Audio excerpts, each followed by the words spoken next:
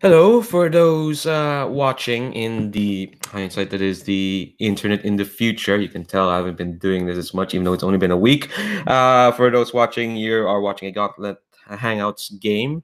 Basically, the Gauntlet is a place internet where people get together to play cool games, talk about role-playing games and whatnot, just get together and enjoy playing role-playing games and whatnot, and discussing them and the industry and all that good jazz. You can find them at gauntlet-rpg.com. Links down below as always.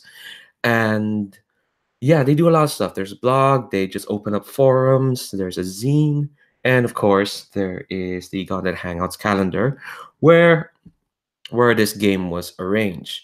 This game in particular is part 2 of our installment of Looking Through Heaven in the Dust, a GM-less role-playing game bringing together elements of Dream SQ, which is the No Dice No Masters engine, and made by Avery Alder and Ben Rosenbaum specifically for Dream SQ/Dream Apart, and also bits of Polaris by PH Lee. But this game is about something very much in particular.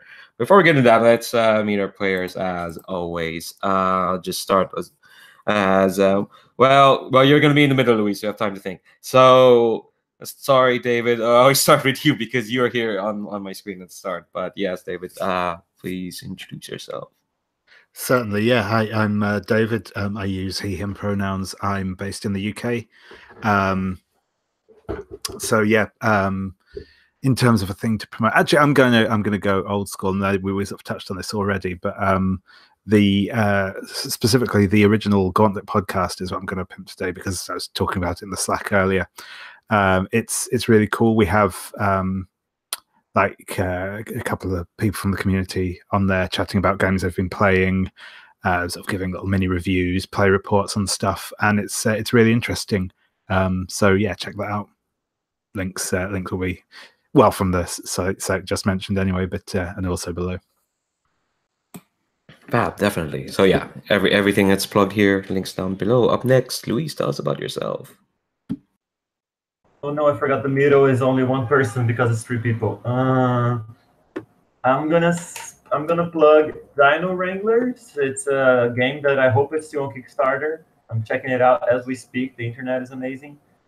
It's by one of our community members. Yes, it's still on Kickstarter. You can still back it. You got 6 to 7 hours from the recording of this video to back it. I did some work for it, and I think it's really cool. And Rochelle is doing something not a lot of people do, like making games for kids. And this one is a game for kids that I think could be super cool. It's about handling dinosaurs using magic and technology. So yeah, it looks really fab. I love these kid-friendly games, and I like that the bit where I just say, "Hey, plug something," has become some sort of existential terror now. I'm sorry, I just want people to shout out cool things. It's not a requirement. But speaking of cool people, Sabine, just introduce yourself. Okay, I'm Sabine. I use any pronouns. And since Luis is too shy and too modest to promote himself, I would like to promote his itch.io page because he has made this funny little superhero game called Gonzo World. And I think you should all have a look at it. Can I do 2? Because I've really thought about another one. And please. Okay. So this is a German page that's called Erzählspielzine, which means story game zine, and they do cool stuff. They have the Choose Your Own Adventure in German on it, which I translated. So that's cool, and I will post a link in the chat so you don't have to guess what this is spelled like. Thank you for that. I was going to ask for the link. I'd rather not try and sully the German language with my feeble attempts to parse it. All right, so those are players. But before we get into the game itself, as always, we'll talk about our safety tools, because we want to make sure that we're playing in a safe and comfortable environment. And so the safety tools we have is oh, here we go. That's the only one. That's the one you'll catch on camera. I swear. That's the only cough. But yeah. So first we have the X card as always. So basically, if if we ever run into a scene where people feel uncomfortable for any reason, whether it's because the scene itself has got uncomfortable, there are elements there that you don't want to like have in the fiction. People can just say they want to X that, or they want to bring up the X symbol on screen or on chat. Just like I'll try to watch out for those. And basically, if that happens, we will roll back the scene. There might be some specific questions of what's being X carded, but other than that, no one gets to question why the X card is being played. So it's just that if it's played, it's played. We'll all respect that, and we'll roll back and make sure to try the scene on at a different angle. We have lines and veils. Lines are basically things we won't be crossed, like things that won't show up on the fiction at all, just off the table. Veils are things that can happen in the fiction, but another one, number 2. But we're not going to focus on it. We're going to throw a veil over it, so to speak. And finally, we have the open door policy, which basically for everyone here in this table, which includes myself, I guess, if at any point you'll need to go, whether there's an emergency or energy's not there, or you just need to go even for like 5 minutes to, I don't know, maybe have a bit of a coughing fit over there in the hallway there. I don't know, anyone will ever want to need that. If that ever happens, people can call in a break at any time. Like I have times for a break, but just say it in the chat or on screen, and we will accommodate, as whenever that happens, what happens, it's fine. Yeah. So, Heaven in the Dust. Basically, it's about Greek gods in the 1920s Great Depression Americana setting. This was made for the Record Collection Jam in January by Luke Jordan, aka Games from the Wildwood. You can find them at Wildwood Games. Yeah, links down below as always. Basically, the Record Collection Jam is basically make a game based on a favorite music thing, whether it's a song or an album or even a piece, a lyric. And this was based off Anais Mitchell's Hellenetown. So we basically play gods and get into shenanigans in the what's the name of it? We named it Hellenetown because we were really up on our Greek bullshit last time. So let's meet our primary gods or characters. I'm gonna start from use the order of the character keeper. I'll start with Sabine. Tell us about our Prince of Liars. Not liars, but liars. Oh, well. Yeah, don't get that confused. I am playing Apollo, who is not a liar usually. He is a god of music. His birthrights are music, dreams, and hope. He's a pretty optimistic guy. Also, he's pretty much down on his luck. He has to kind of take care of his sister Artemis and his mother Leto. They live on a farm where nothing grows because the sun always shines and there's never any rain. And he really tries to earn money, but he's not really good at it. He likes to make music and he's not very the guy who's very concentrated or ambitious or anything. He's also in debt with the devil dogs. I don't really know how that started, but it's gone way past the point of reasonableness. Reason, just reason. Say reason. Cool. Yeah, that's Apollo. Lovely bloke who the harshness reality doesn't deserve. Speaking of harshness, yeah, segues. I did radio once. Luis, tell us about our Knight of Judges. Tell us about Ares. Yeah, speaking of hardship, indeed. So Ares, the God of War, played on PS4. He's not a happy guy. Like, it's been implied in the past session that the fates, which we'll learn about in a minute from Andrew, kind of duped him into being like this murderous war general back in ancient Greece, and now he carries all that baggage with him and just tries to figure his place in the world, which is basically taking care of the other gods at this point because they're very, how can I say, they're very happy-go-lucky kind of gods. Like, they care a lot about partying and feeling good, and he just cares about keeping everyone safe and being angry all the time. My birthrights are violence, trauma, and anger. And I almost got in a fight last time by protecting Apollo from the devil dogs. But since I'm super good at snatching things from other people's hands, I got to walk away with all my parts intact. Yeah, like pretty much. Like there wasn't really a fight, more like and also Harris's pick face claim is Clint Eastwood, who I don't think I've ever seen him happy in anything he's ever played in anything ever. So perfect match. But speaking of someone who's always happy, or at least tries to be, David, tell us about Dionysus. Yeah, so I'm playing Dionysus, god of wine, good times, and specifically in terms of my birthrights in this game, lost souls, party, and chaos. So yeah, I mean, basically, Dionysus thinks that everyone's taking things far too seriously. Everyone just needs to chill out, kick back, relax, and everything will work out fine. Yeah, good luck with that.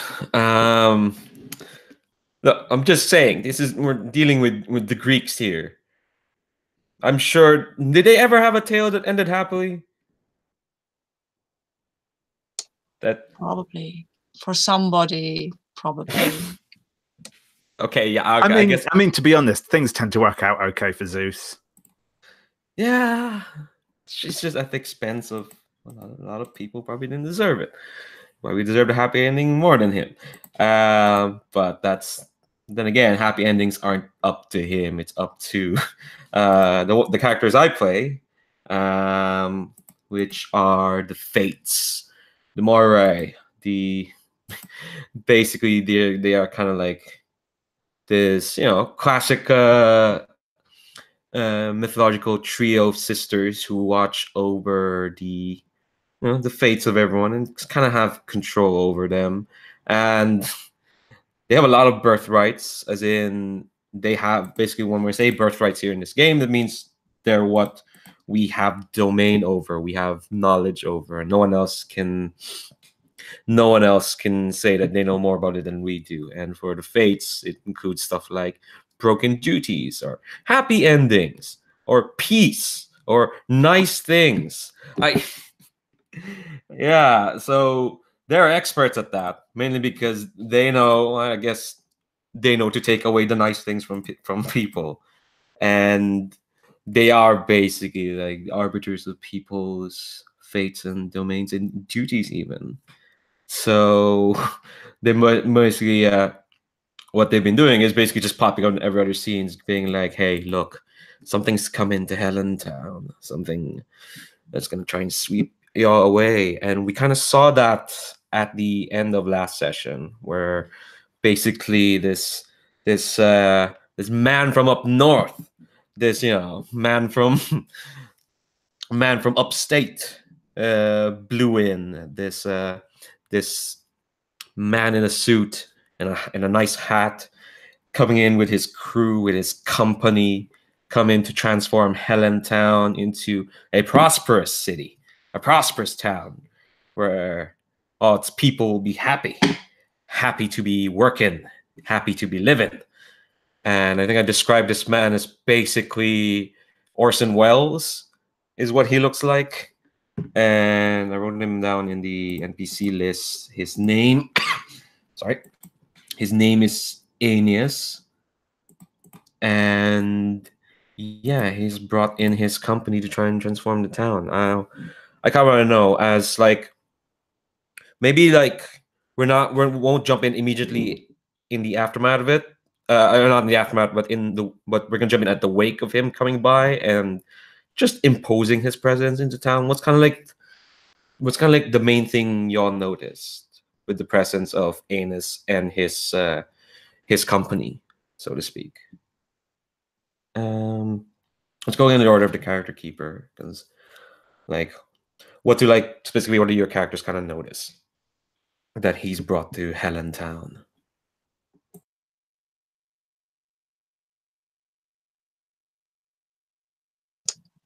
That means I start, right? Yeah. Cool.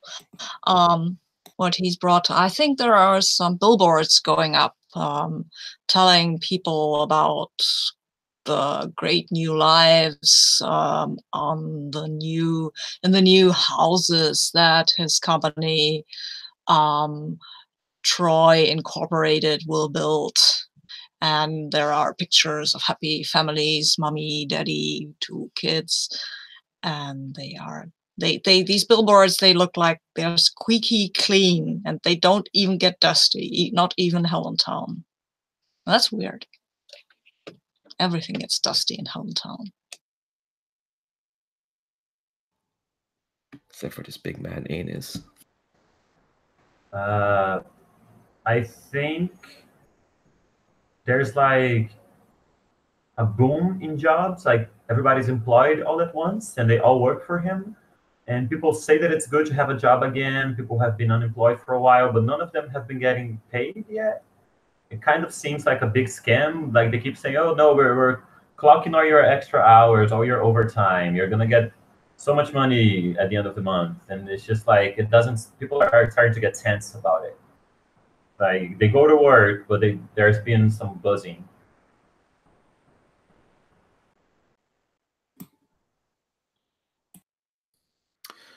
Yeah, and the rumors have spread that Hellenetown is sort of open for business again, and as a result, a lot of sort of drifters have come into town. Sort of, people riding the tracks, people looking to run away from somewhere, people looking for somewhere to settle down roots. They're all coming into town.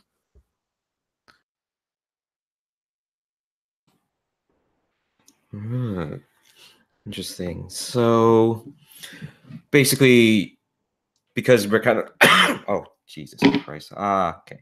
So basically, we kind of have like the laying of this. Any scenes want to jump in? Like, let's. I kind of want to go through this language. Let's start with each character. What do y'all want to see and with whom at the moment? Because it's always like if anyone wants to frame a scene. I would like to have a party scene with Dionysus, because he's the party guy and I can make music at the party.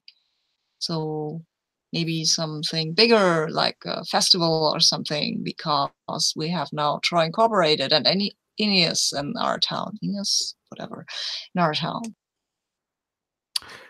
Yeah, that sounds good. That sounds good. All right. So where is this party happening? Like, and who's there?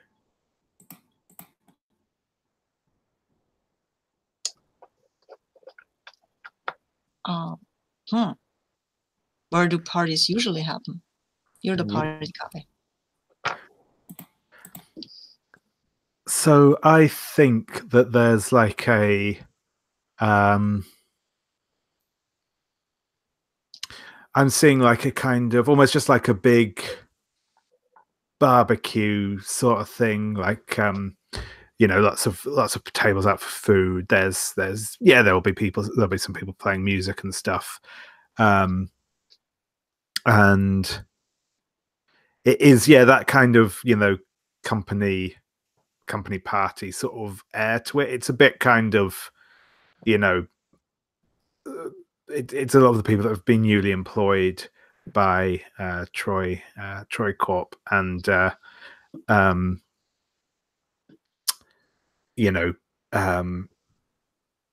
drinking beers and like I said, eating eating barbecue sort of thing. But I think as the sun starts to set, the party starts to get livelier. More people from sort of around the town start to pour in. People are drinking more, cutting loose a bit. Have we hired Aries as our security guy? Can give him a voucher. I think Aries would take it, voucher or not, just to keep an eye on the two of you, because if you're throwing a party together, it's not going to be good. It's going to be a mess for sure. Something's going to go wrong. Why are you always so negative? I think Apollo wants to play a lot of music, and that is fine, and that will be fine. Yeah, and I think I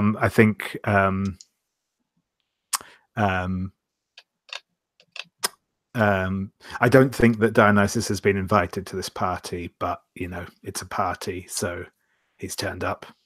Of course, he's invited. I mean, this is this is a party that you can't have a party without him. It's not gonna be a party. It's just gonna be people standing around if he's not there. One of his powers is just getting invited to every party. Mm-hmm.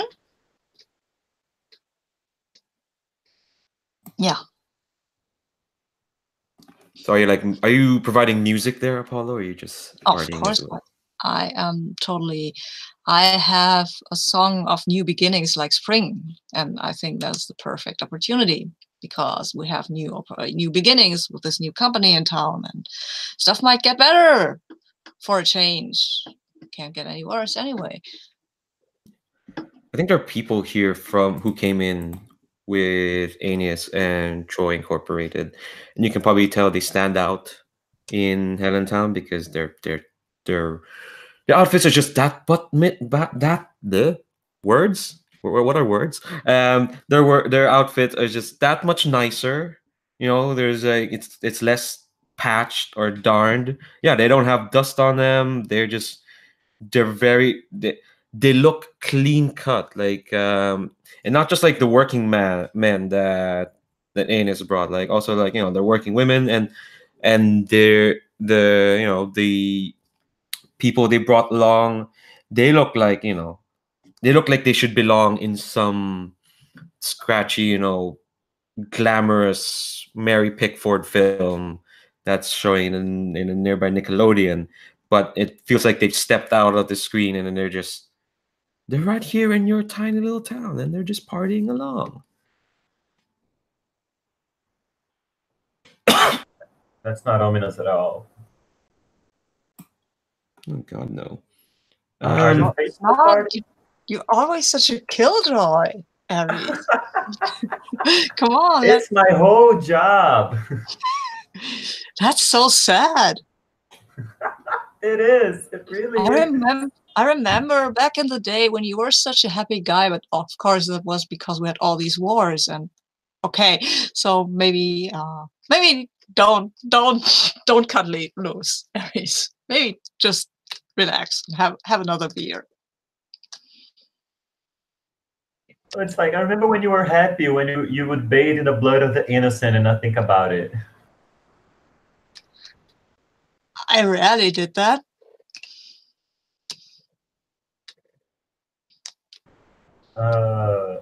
What about the side characters? Like, how are they affected by the like appearance of Aeneas? Depends on the side character, I guess. If they show up on screen, then they can tell us. And I guess in this party scene, there's like anyone who's probably there. I mean, if Dionysus kind of like is there, I'm assuming he draws a crowd. So if they show up, if you want to see them on screen, then yeah, flag them up. Because like Calliope is a union organizer. She's not going to be entirely happy that people are getting paid in vouchers. Oh God, no, she's not.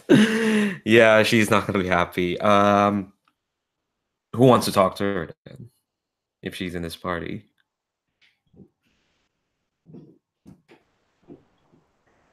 I think I can talk to her because she seems like an agitator, and I want to keep things smooth. And it'll give me a chance to like have some conflict between what is legal and what is right. Let's see, where would she be? I think if Aries is looking for her, you can probably see that she's having quite a heated debate with one of Aeneas's boys. This this Johnny Charisma looking motherfucker with his suspenders and his slick back hair, and I think he has like a for some reason I'm imagining his bow tie is pinstripes. As well, and I don't have a name for him. I think he's just gonna be some punk who's trying to schmooze it up with Calliope. Anyone want to play Calliope? Angry rabble rouser.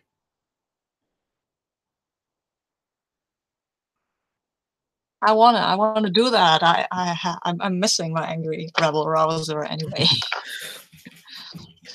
I think this asshole, this slick boy is kind of like, now see here, I don't know why a dame like you would be interested in economics or whatnot. All that's just foo-fa, you know. It's just banshee talk. And come on, you want to talk about more, you know, dude. You're an evil capitalist, and I've had it up to here. We've got to unionize, and then we'll kick your butt. People can't eat your vouchers. People need money, or they need food, or they need places, but you can just go and stuff your vouchers up your nose. And I'm saying nose because I'm being real polite here. You know? So you're a communist, you see. Oh, don't worry, I like my ladies in red as well. So don't worry about that, honey. I'm not your honey, dude. You're such a chauvinist. Aries, feel free to jump in at any time. I'm jumping in now. I'm getting scared. Were communists a thing at this time? Anyway. Yeah. Oh, yeah. In the 1930s? Yeah. Yeah, they were totally a thing. They weren't the evil thing, the totally evil thing they would become in the 50s, but they were totally a thing. So Aries steps in, and I just go, there a problem here, miss? Yeah, there's a problem here. These guys, they are cheating people. They're giving out these funny paper thingies for work. That's honest work. Well, have you know, we have a writ here saying that it's perfectly legal for us to compensate your work here at Troy Incorporated with these vouchers, which you can turn in at any self-respecting Troy Incorporated store, such as the third one that we're building out here in Hellenetown. Yeah, but it's not finished even. And anyway, I don't want to be your corporate slave. Like, I want honest wages for honest work. That's not so hard, right? Workers have rights too. He doesn't know what any of these terms mean. Workers, maybe. He's just like, go on. Yeah, I think I just touch his shoulder and I just say, Mr. Oh my God, what's this guy's name now? Yeah, now we have to give him a name now. Oh. Yeah. Oh no. His name is Bracket. What's that? Yeah, I just look up my Greek shithead list names, and his name is Vertumnus. Okay, I can't pronounce that. You have to put that in chat so I can see what it looks like. Vertumnus. Okay, this is gonna be a wild ride. Is there a nickname for that? What does Mama call him? As a Mr. Vertumnus, probably. Yeah. They call him Mr. Vertumnus. He is the kind of guy he has a pinstripe. Come on, he's a pinstripe bow tie. Yes. He doesn't have a nickname. No, that's from Chronicles of Narnia. Mr. Tum. Yeah, we can't call him Mr. Tumnus because that's a sweet boy from Narnia. I'll go with Mr. Verdum. Yeah, it's like he says like, Yeah, my name's Vertumnus, you know, Verdi to my friends, but you ain't my friend yet, so, well, that might be soon. Who knows if, you know. Yeah, I don't make a lot of friends these days, Mr. Vertumnus. Why don't you just enjoy your party and I'll talk to the missus here? Some people get agitated at these kind of events. Well, if you say so, Mr. Copperman. And he kind of like gives you a bit of a salute. It's like, oh, word to the wise, Mr. Copperman.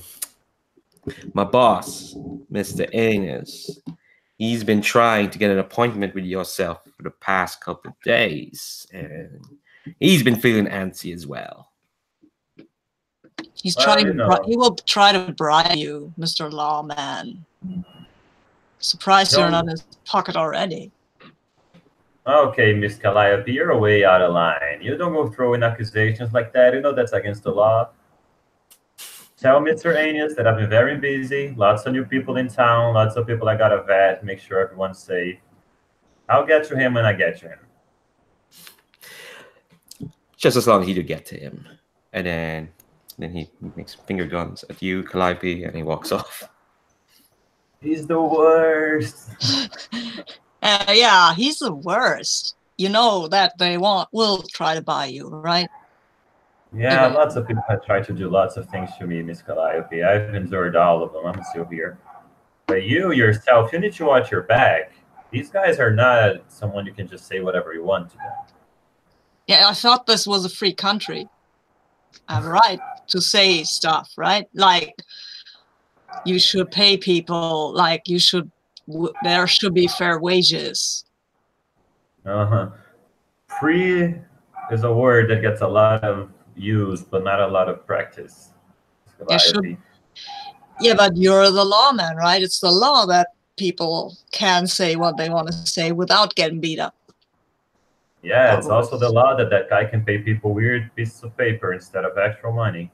But here we are. It's a bad law then. Oh, it's not my place to judge the law, Miss Calliope. That's for the big fellas up in Washington, D.C. I'm just here to do what they tell me. Make sure that people get along and nobody gets hurt. So you're just a peacekeeper. You're not really a justice keeper. You just want stuff to be quiet and nice. Oh my God, that's so true. But I've had my share of noise and damage. Miss Calliope, peace and quiet is not that bad.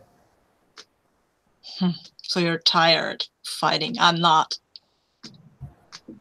Well, you should be careful who you fight. Do you think you can take on these guys, that you can change the law all by yourself? Well, somebody has to do something. These people are getting ripped off. You can tell me that's the law, but I don't know if that's right or if some corrupt guy wrote them a writ and put his name under it. And that shouldn't be like that. People should be paid fairly. That should be a law. It sure should. But, you know, the word isn't made of shoulds. It's made of ours and it's made of aren'ts. Yeah, well, people can change the world. If they don't just lie down and accept everything, they're willing to fight. And I guess that's not your kind of thing, right? Fighting. Oh, that's such a good sentence. What to say to Ares. Yes. And he just lights a cigarette, because it's the 1920s. You can smoke anywhere. And how do the conflict thing work? Like when someone says something about my birthrights. Okay, so when someone says something you disagree with about your birthrights or directly concerning you, you can challenge it. Yeah, I'm not terribly sure because it is. Hold on, let me go up the other 2 pages here. Is it just for other main characters, or does it work for side characters as well? I think it is for 2 main characters because with the side character, I don't think they have anything. You don't have anything. You can fight back. I think this is if I understand this correctly, this was taken from Polaris, right? And as I'm reading this, in Polaris, you suggest a course of action, and then the other player says, okay, I'll do that, but only if, or oh no, I won't do that because that's way out of line. So I would, in this case, I would have to suggest the course of action. Well, it depends on what Ares wants to do here. Is he just having a chat with a potential rabble rouser? Yeah, it seems like something that would trigger that. I just remembered that was a mechanic. I wasn't really sure how to use it, but like I'm not really interested in getting Calliope to not do anything. Just getting to him, like she's saying stuff to him. I think Ares just says, like after taking a long drag, he just says, "Well, you have to forgive me for being all out of fight, Miss Calliope. I spent it all. It's been some long years." Wonder what it'll take to make you fight again. Might come to that with this Aeneas guy. I know the likes of him. He won't have a lawman he can't bribe. Well, there is one right here, so we'll see how that plays out. Enjoy your time, Miss Calliope. Be careful with the people you interact with. Yeah, thank you, Mr. Ares. Right, I have an idea where the Tour of Fate's at, but before we do that, what's Dionysus doing in this party? Yeah, I think he's you know, mingling throughout the party, passing out drinks to people, topping up glasses, that sort of thing. Yeah, he's making sure that everyone is yeah, you know,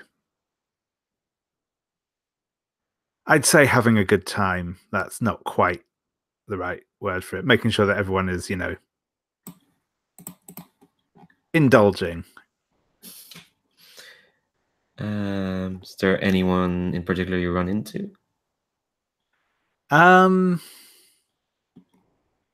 Who's a lost soul you can kind of like drag into having fun, or is anyone in particular just want to like rile up? I don't know.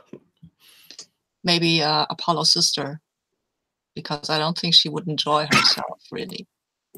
She's not a people person. Yeah, that could work. Let's see. If I remember correctly, Artemis is a 1920s goth. Okay.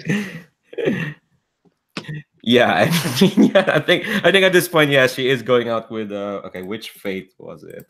I think it was Atropos, the one at the very left on this picture. We got the one who does the cutting. So doesn't make sense. So Dio. Can I call you Dio? Yes, certainly. Okay. Yeah, so do you want to run into Apollo's sister? Yeah, sure thing. Sure thing. Yeah. Well, who played? Yeah, it was Louise. You played Artemis last time. Are you okay with that, or do you want to give some time because you just played a scene? Yeah, I just played a major scene. I think we should play her, Leandro, since you're kind of stayed out the last one. Okay. Hold on.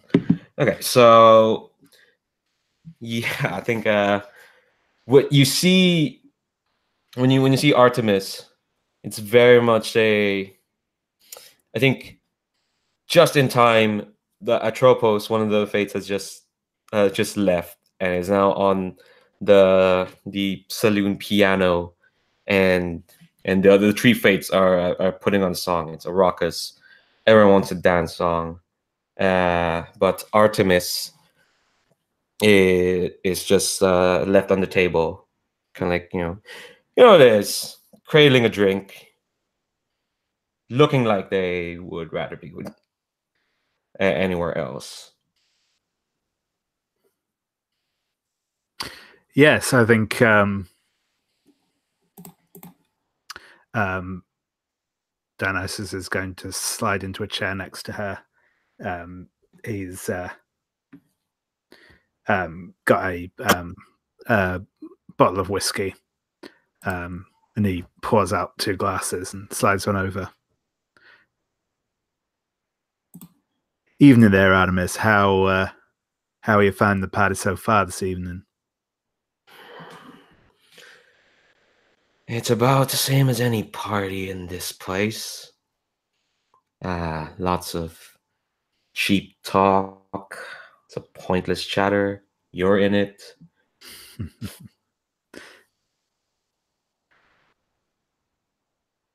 Why, you seem a little uptight there, sister.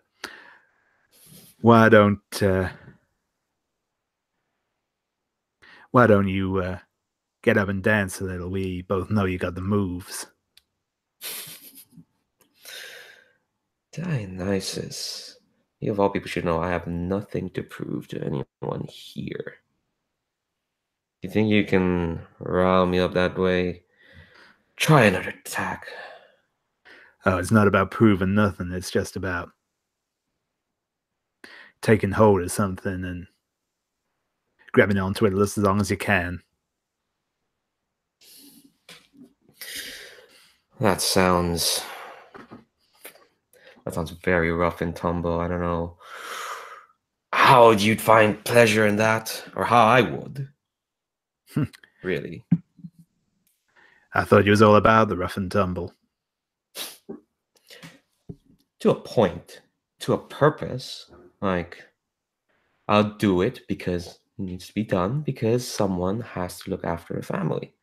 Someone has to go out there, put food on the table. Literally, in my case.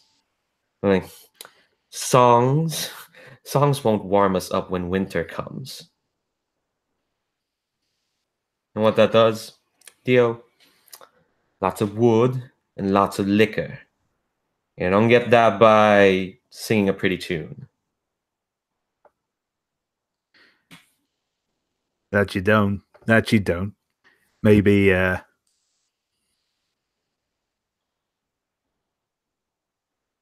but you can it ain't just fire that warms you up. There's a whole lot of other things. And hell, if it comes to it, you can always light a fire.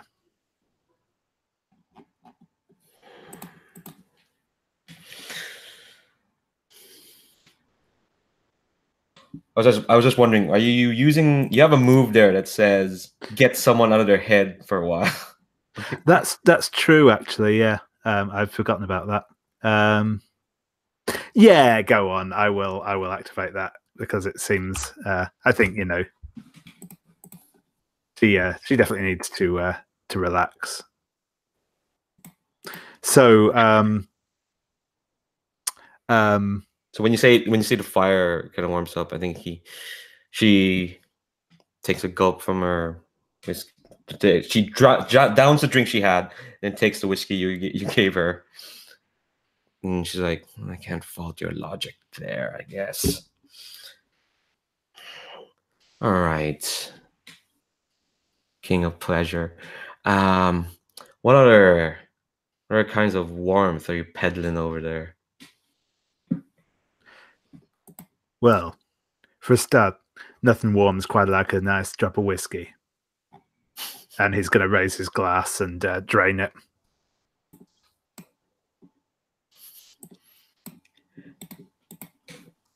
I think once you drain it, she kind of pours out another for the two of you. And she's like, well, that's a fine start. What's next? Well, that little thing on piano sure seems to have you hot and flustered. Well, she's a rare breed. Even amongst her sisters. She'll never really bullshit you as hard as anyone else will. Like, no offense, Theo, but took you a couple of sentences and a couple of shots to get my blood boiling all she needs to do is give it that small smile of hers. And Well, it looks like I'm being done out of a job, but tell you what, and he's going to kind of flex his fingers out and say, how about I take over from her on the piano for a little while and you take her for a spin around the dance floor?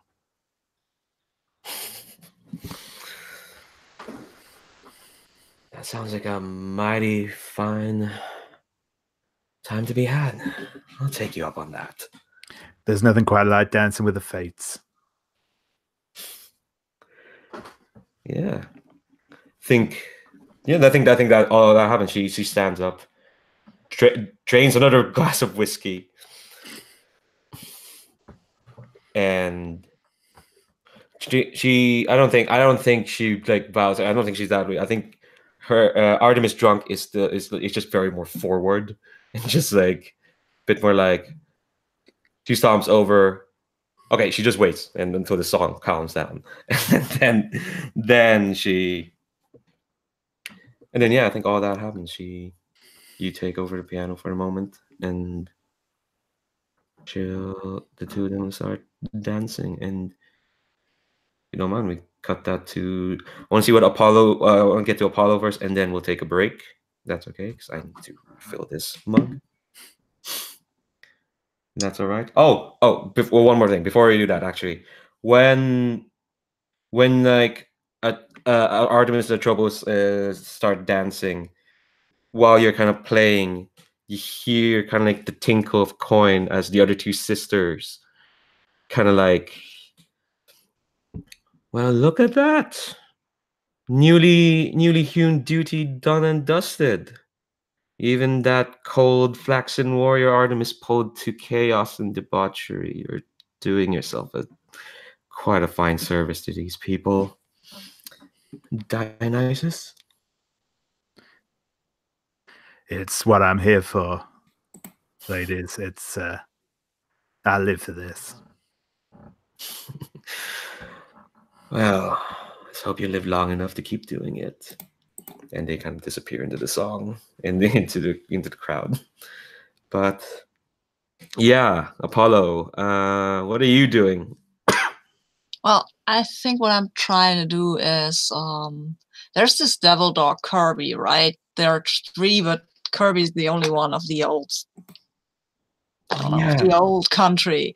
The other two, Barry and Russell, they're just regular dudes. But Kirby isn't, and I think I would like to try and I don't know, reach him just to get a bit of the old, hey, we're from the same country, and why are you even working for these dudes? What is even going on? Why are you shaking me down so hard? What have I ever done to you? So, like, do you spot him at the party or like outside? I think I spot him at the party, and I'm happy enough with my music and stuff that I try to reach out and try to be nice to him. Actually, I buy him a drink, or I bring him a drink. I mean, I'm not really buying a drink. I'm kind of waitering around or carrying kegs or some stuff so that I can get free drinks. And I will go up to him and say, hey, Kirby, have a drink. He wants to play Kirby. Like, I'll do that if no one wants to. I can do Kirby since I didn't. It's been a little while, and I guess it's right up my alley to play a thug at this point. Just don't do what me and David did last week, which was just just a bunch of Brooklyn. No, not even Brooklyn. A bunch of Boston hams. Like, I don't know why. I only know like one or two American accents, so it's gonna be either like Southern or vaguely Brooklyn. So I don't know any American accents, so that's totally fine with me. I couldn't recognize it anyway. I use the word no like very lightly. So how did you approach him again? I wasn't fully in the character. I have a beer for him, and I'll put it down and say, hey, man, you want to have a beer with me? And he looks you up and down and he says, Well, I want to have a beer. The you part I can just go with. And he just like starts drinking it. I didn't get that. I'm sorry. That was He too American said, for me. I want to have a beer, but the you part I can just go along with it if it's a must.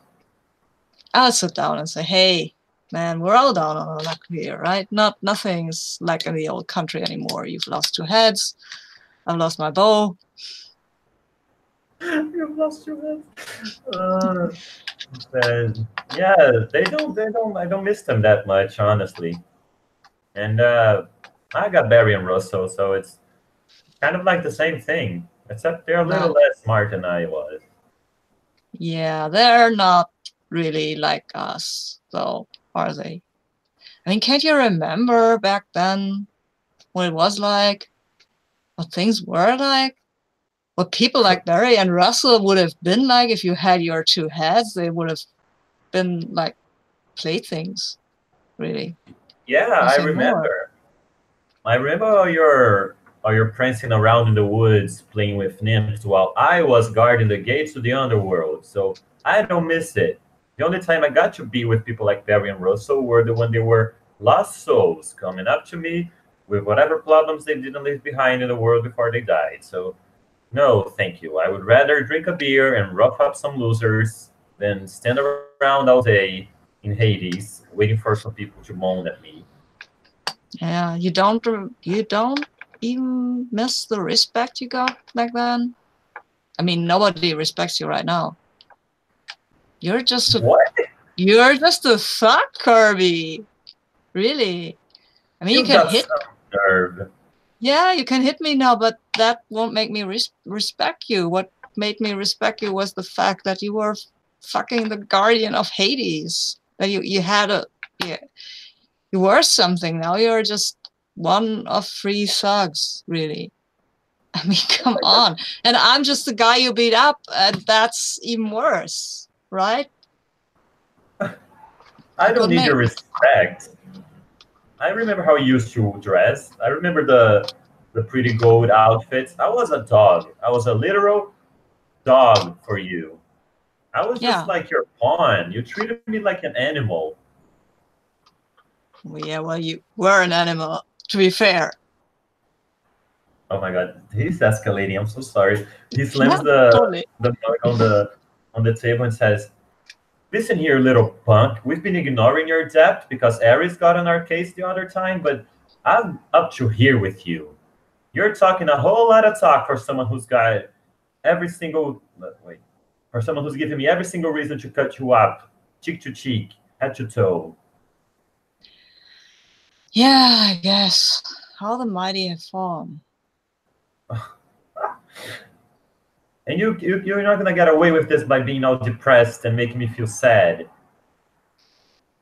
I'm not depressed. I don't know. I just wanted to remember a bit what it was like, but I guess it wasn't so great for you as it was for me. I'm sorry.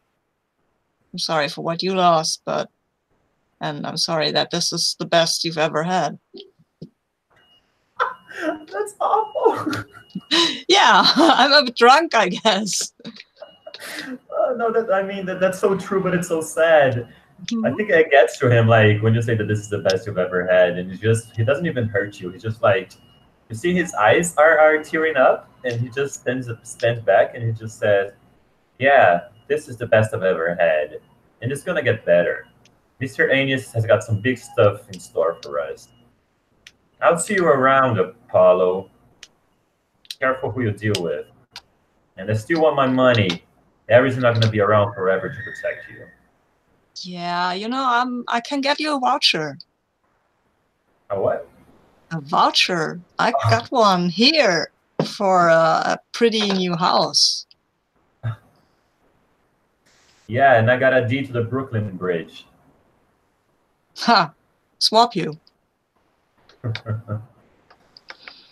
These guys. And he just like shakes his head and moves over to Barry and Russell. Oh, well, that didn't work out, huh? But maybe he's right. Maybe things will get better and then he'll get better. That's okay. Somebody gets better, at least. Who are you saying that to? Dionysus, I think. Tammy has left him, so I'll just go over and I say something. I'm pretty drunk at that point. I say, hey, you know what? At least Kirby's happy. Well, that's something at least we've... Are you happy? Apollo, you know me, I'm always happy. Yeah, but are you really happy? There aren't no bacchanals. There are no menials who are, your menials ripped apart my son. I'm not quite sure that I'm sad that's gone. But hey, bygones, huh?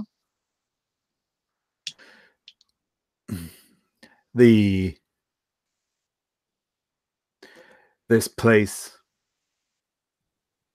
this country, all the people have is ways of escaping the life they live in. That's sad. Not for me, it isn't. Not for me. That's true. Well, happy people, huh? Maybe I shouldn't be so depressed.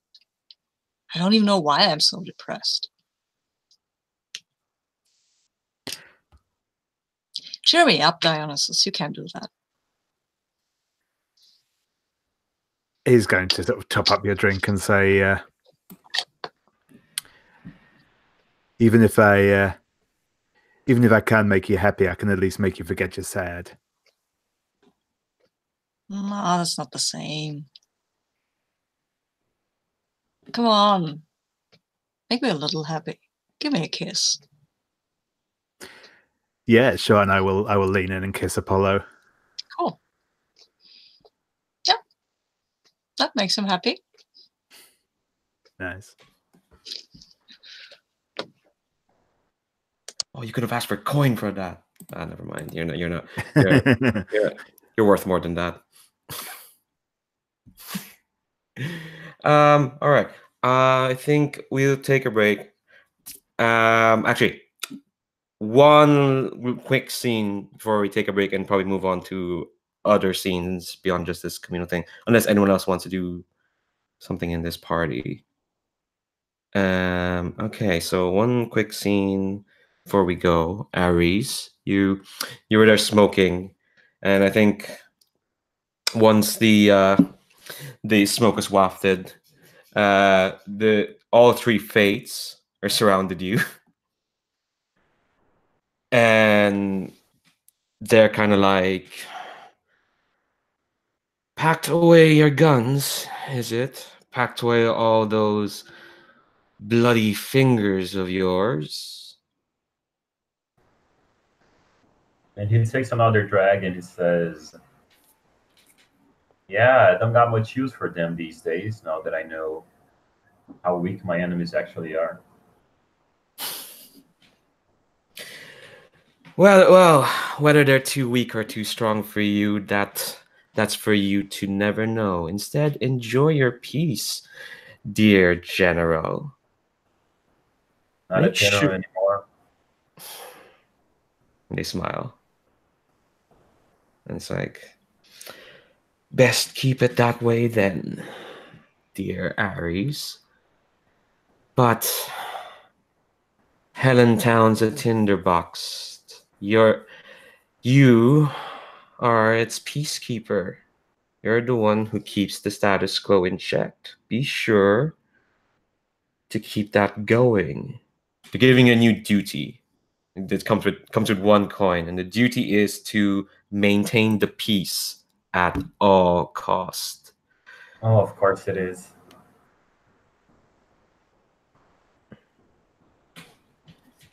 And I've actually seen in a minute. I got a coin now. Yeah, I think when you take on a new duty, you always get one coin. I think he's suspicious, but he just like shrugs and he says, and what's your stake in this? You never asked me to be peaceful anywhere before. All you've ever wanted is to cause strife among men. Dear Aries, all we're ever interested is people's happy endings, and as far as we're concerned, Hellenetown is all that and more. Why bring back the scars of the past for nostalgia? Why bring back old scars like that? Better keep them buried, better keep them docile, keep them happy in this brave new world of ours, in this new Hellenetown of ours. And that's your job, is that not, peacekeeper? I hate that so much. He takes another drag and he just goes, yeah, it's becoming ever more apparent what my job is. They smile and they just kind of all three of them just kind of walk away and they just disappear in the cigar smoke. And you see, yeah, you're in this party. It's a bit more debauched until it ends early, probably earlier than people expected. And it's just all right. It's just now another party. This is now the sanctioned way to blow off some steam. Yeah, let's take a break. Let's say I'm getting a good 10-minute break because I need to get some more water and I need to do that coughing fit. That's all right with y'all. So yeah, 10 minutes.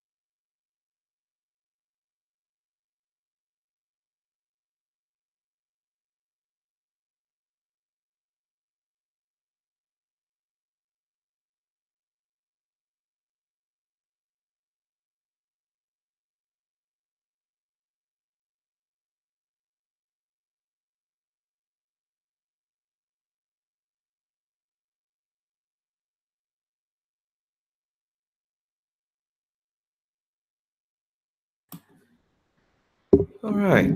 So let's see. Where do y'all want to go next? I'm assuming we're done with this party and we're moving on to other things. Ooh. Okay. I have an idea for a scene involving Apollo at their farm. That's about it. If anyone else has any ideas, all right, let's just go there. Okay, cool. Oh, okay. So let's see who'll be in this farm. Be Apollo, Artemis, and their mom, Leto.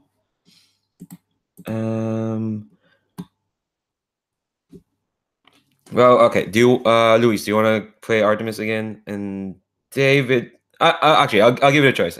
Who would want to play Artemis? Who wants to play Leto? So you either get to be a 1920s goth. That's God. What the fuck was that? Or a crotchety old ma'am, talking about the good old days. Talking about that Daddy Zeus who's ran off. And... Well, David hasn't had a chance to play Artemis yet, and she's super fun. So Sure thing. Sure thing. Well, you just want to be a mum. All right, Louise. Okay. I really don't.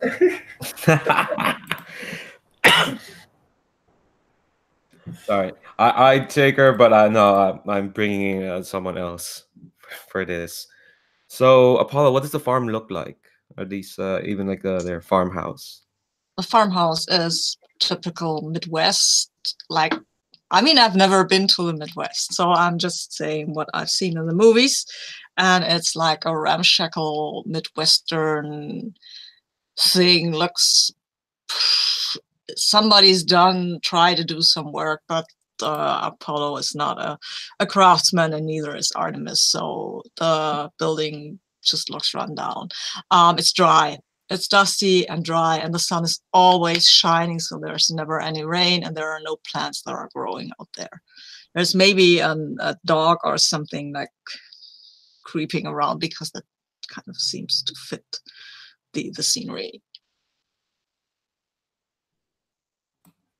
Yeah, so it's like this kind of like a typical day. I assume Apollo, you're just singing your songs. Artemis is, I don't know. What are y'all doing in this? I'm trying to repair our car, which I have no real skill in, but I'm trying to repair our car, and I'm singing while I'm trying to repair our car, of course, because I think that might encourage the car to get repaired better, I guess.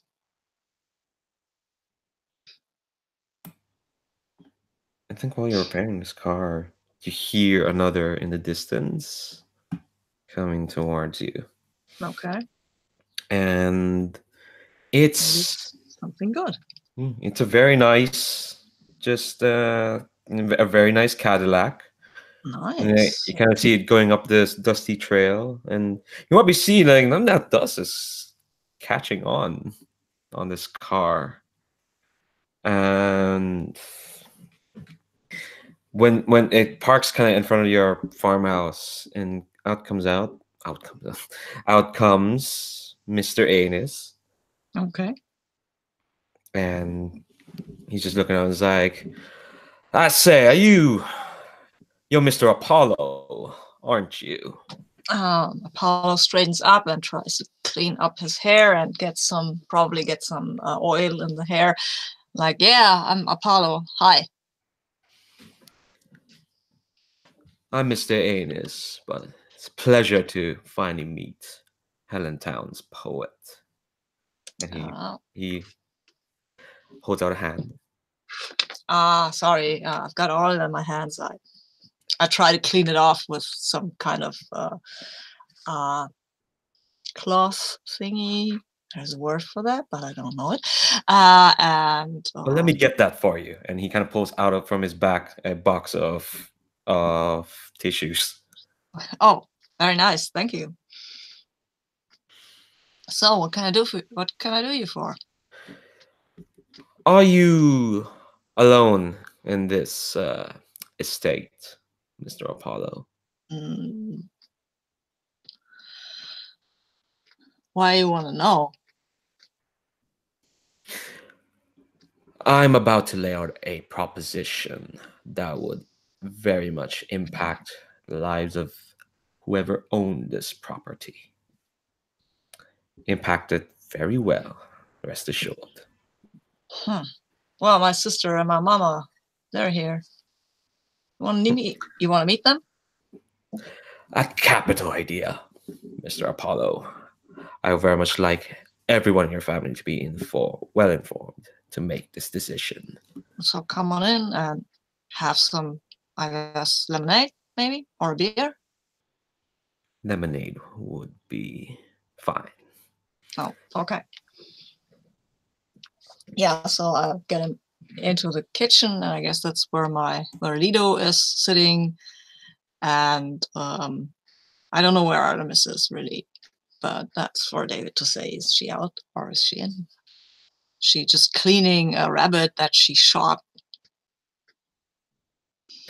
I think Mr. Aeneas goes over to Lido and kind of like takes her hand and just kisses on the hand. Like, I'm humbled to be welcomed into your home, Mrs. Lido. And I think Leto is like sitting next to the window and listening to the radio and just like doing crochet or something, just in her own world. And she looks up and she says, "And you are?" Mama, Well- this is Mr.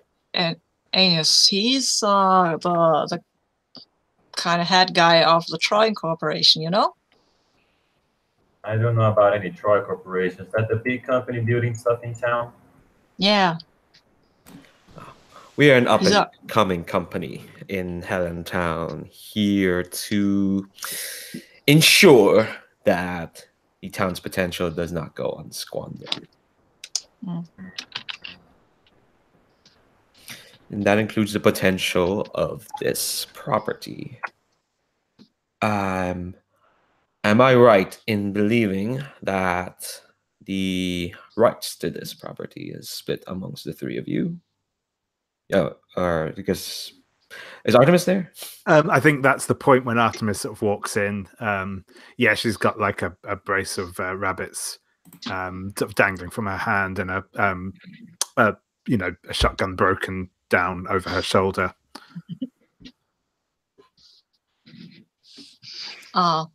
Hey, Tammy, this is Mr.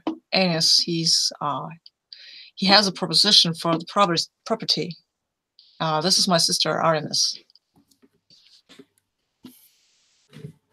Mr. Aeneas bows. It's like, charmed. You'd be the first. And she's going to go and hang the rabbits up on a hook by the over the sink. Well then, let's cut to the chase. The three of you, to be frank, are sitting on untapped potential. Our surveyors have poked around as far as they can poke without transgressing through your property lines, of course. But we believe that the land which the three of you are situated upon is ripe for exploitation. And he pulls out a clipboard just out of his suit. He just pulls it out. And it's just lots of, and he kind of puts it on the table. And if you look through it, it's a lot of like fancy words and whatnot. And he's like,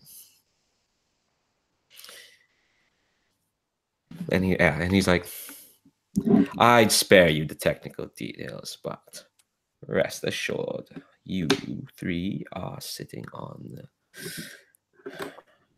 quite a lot of potential. And I'm here to take that potential off your hands. and make sure it is not unsquandered. Well, it's our potential, as I guess, as I see it. Well then, know. if I may ask, how would you go ahead and access that potential? I don't even know what you're talking about. Exactly. Well then, let me clarify. You're sitting on a huge vein of oil down under the ground.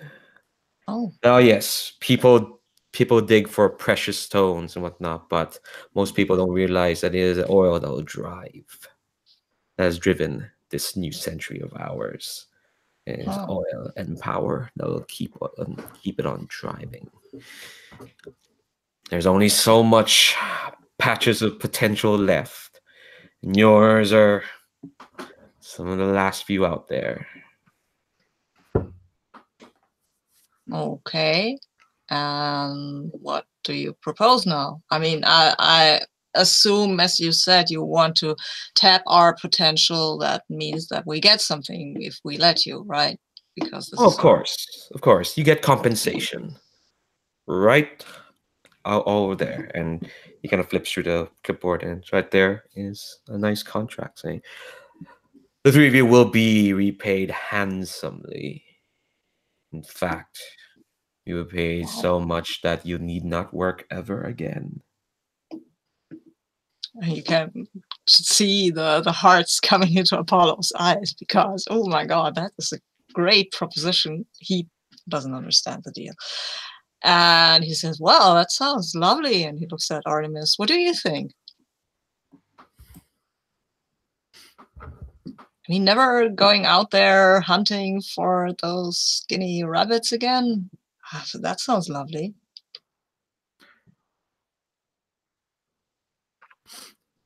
But these are our lands to hunt on, always have been.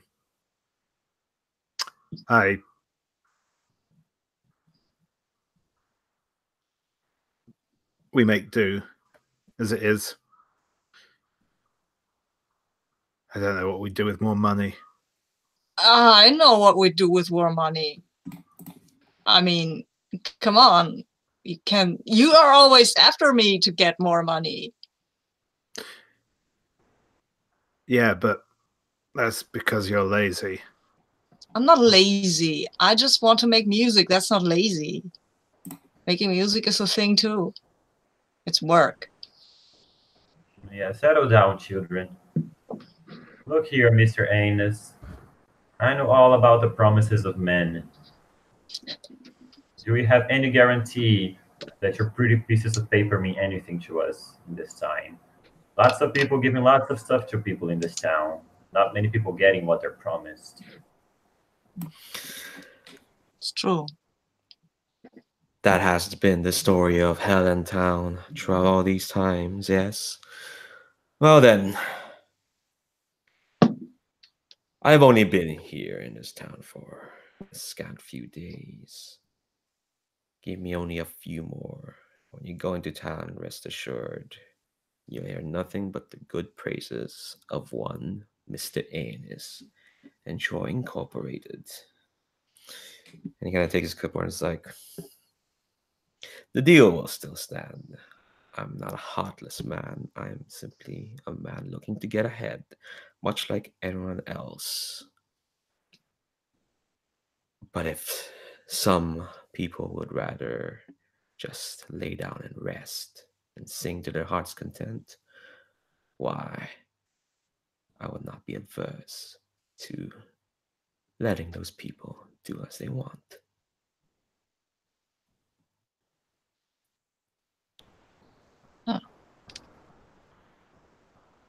Well, we'll talk about this, Mr. Anus, and we will get back to you about this deal. You'll know where to find me in town, Mr. Apollo, Miss Artemis, Miss Lido. Sure. And he doffs his fedora at y'all, and just smoothly just move and leaves the farmhouse. That way that men of power just kind of like, they just sidle in and they just sidle out. Yeah, and Apollo's excited and he says, "Hey, this could be the thing, right? We could have a real house, not this broken down hovel, and real water coming from the faucets and hot water even. And we wouldn't have to worry so much about where the next meal comes from, and will the roof fall in, and will the car start, and stuff like that. We could maybe get some land where the hunting's better. You like to hunt, I mean, deer, right, Tammy?"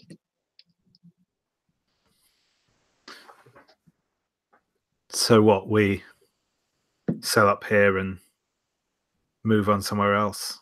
Is that it? Somewhere better? I mean, you can't tell me that this is the pinnacle of your dreams, Tammy. It's not. You want a cool pond by the moonlight where you can dance with the deer, where you can lure unsuspecting young men to their death, but you can't get that here. The well is always dry. I mean, that's my fault, I know that, but I can't help it if the sun's always shining.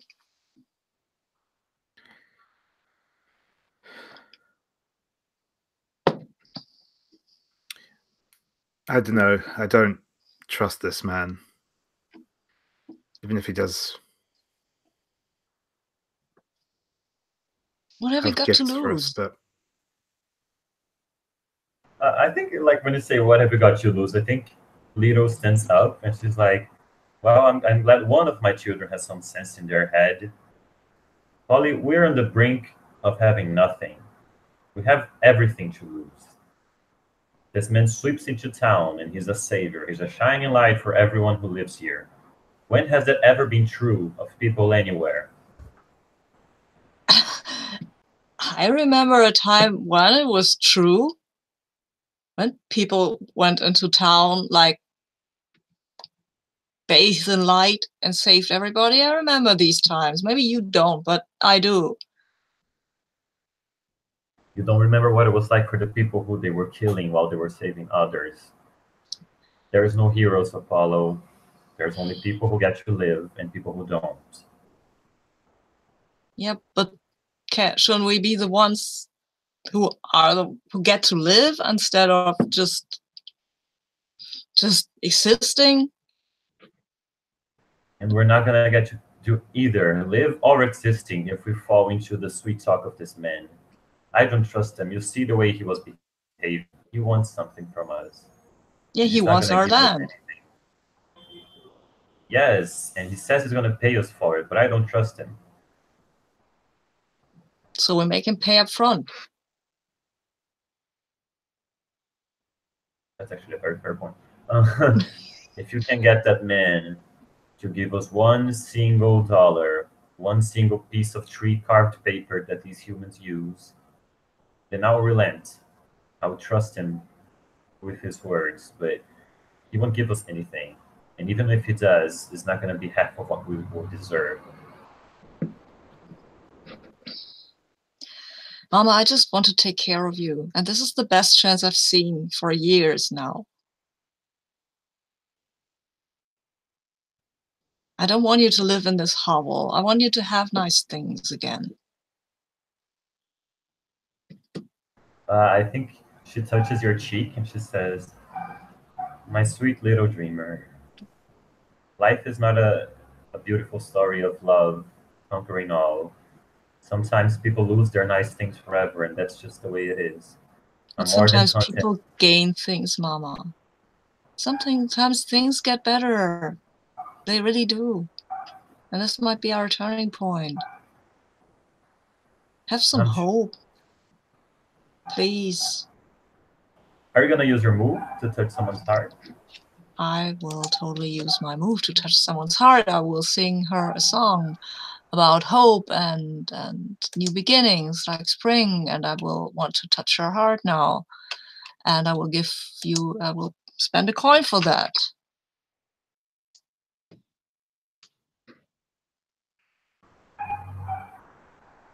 What does that look like? I think it looks like that I will sing her actually a song about new beginning, a new home, by the sea maybe, where there is no dust and where the sun is shining and the waves are breaking and their sound is like my song, and remember our homes, and remember the smell and the cry of the seagulls where we came from. Lito wipes her tears off her cheeks after you're done, and she says, "You've always managed to build the sweetest dreams for me, Apollo. Fine, let's do it. Let's trust the money men. I guess it's better than leaving in squalor." Well, let's give him a dollar. Let's give him some money to us first. I'm a dreamer, but I'm not totally stupid. What about Artemis?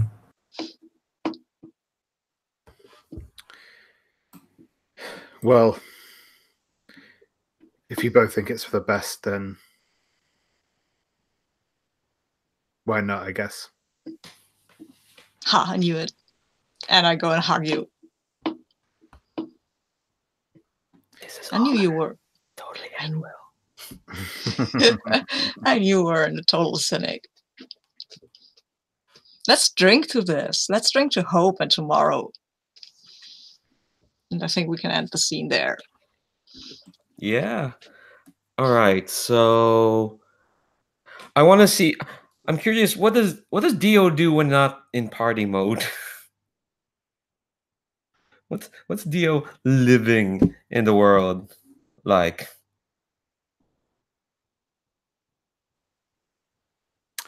I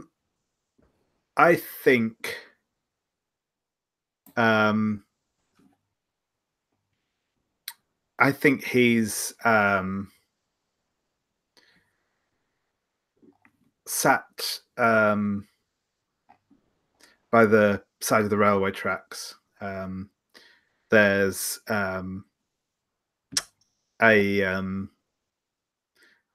there's a few there's a sort of fire burning in an old an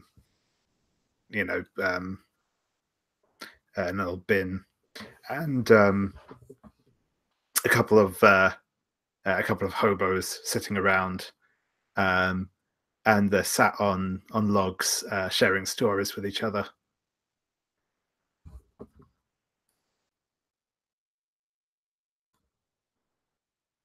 Oh, I'm so sorry. I've infected you all. Yeah. Probably wandering around with those hobos. You probably recognize her. Is this scruffy street urchin? She looks. She has a fairly like disgusted look on her face at the moment. Imagining her as like a redhead, with freckles and whatnot. This girl Cassandra. I guess I'll play Cassandra since they just had a big scene. Sabina and Louise. She spots you, Dionysus, and she's like, "Please tell me that you've washed your hands, because none of them ain't. I ain't telling their fortunes unless they got some clean digits to present to me." I know, clean enough. Well, you always have a standard, I guess, Dio. But I probably should ask if you have any fates, or well, that's the wrong word. You want a future you're looking forward to seeing?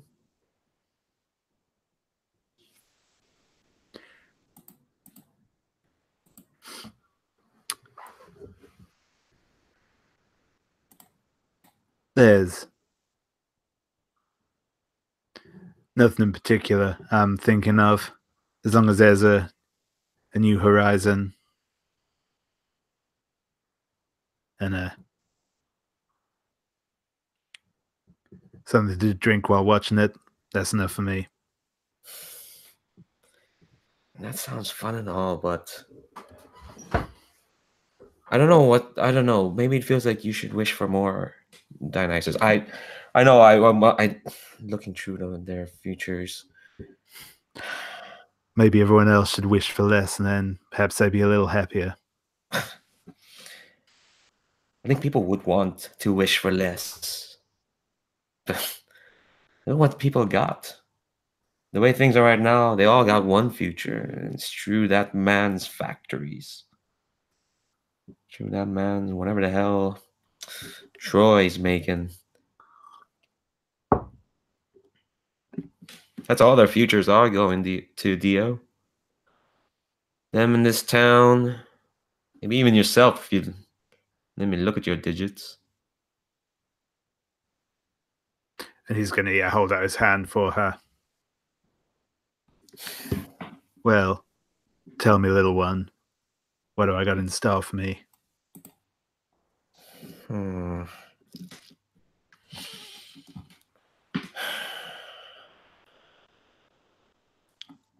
All roads lead to him. There comes a point where you know what you want. Nice and simple like that. Be hard to come by. And sooner or later, maybe just another name, another pair of hands in some mill or some oil derrick or some assembly line, and you do it because you won't got a choice. If you want to keep on smiling, want to keep on drinking. To do that though, you gotta live, and to live, you have to go through him.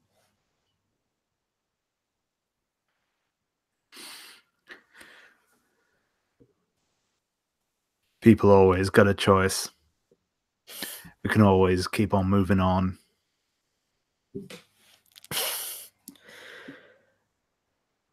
Is that the choice you're gonna make?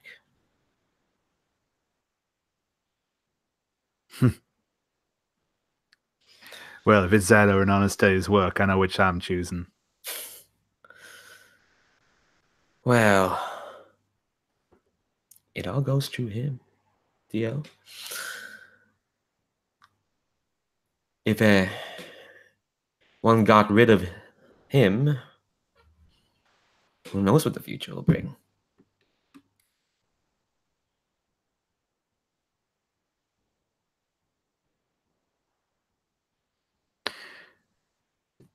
Well, little one, I'm guessing you got an idea or two.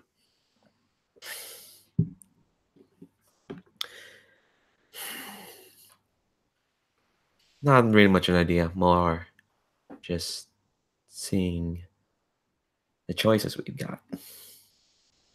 It's not about seeing the future, it's about just seeing the path.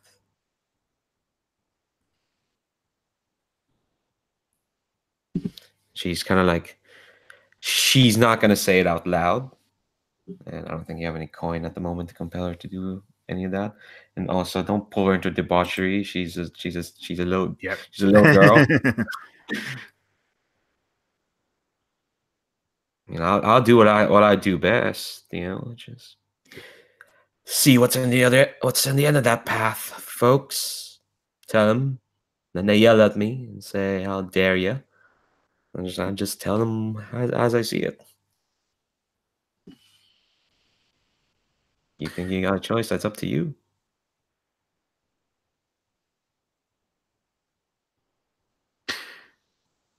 Well, I think there's still a party or two to be had in this town yet. So we'll see how it goes.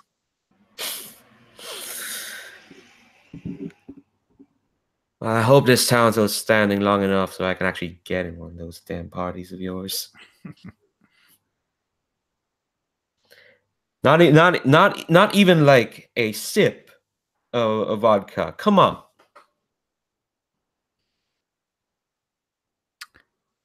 Please.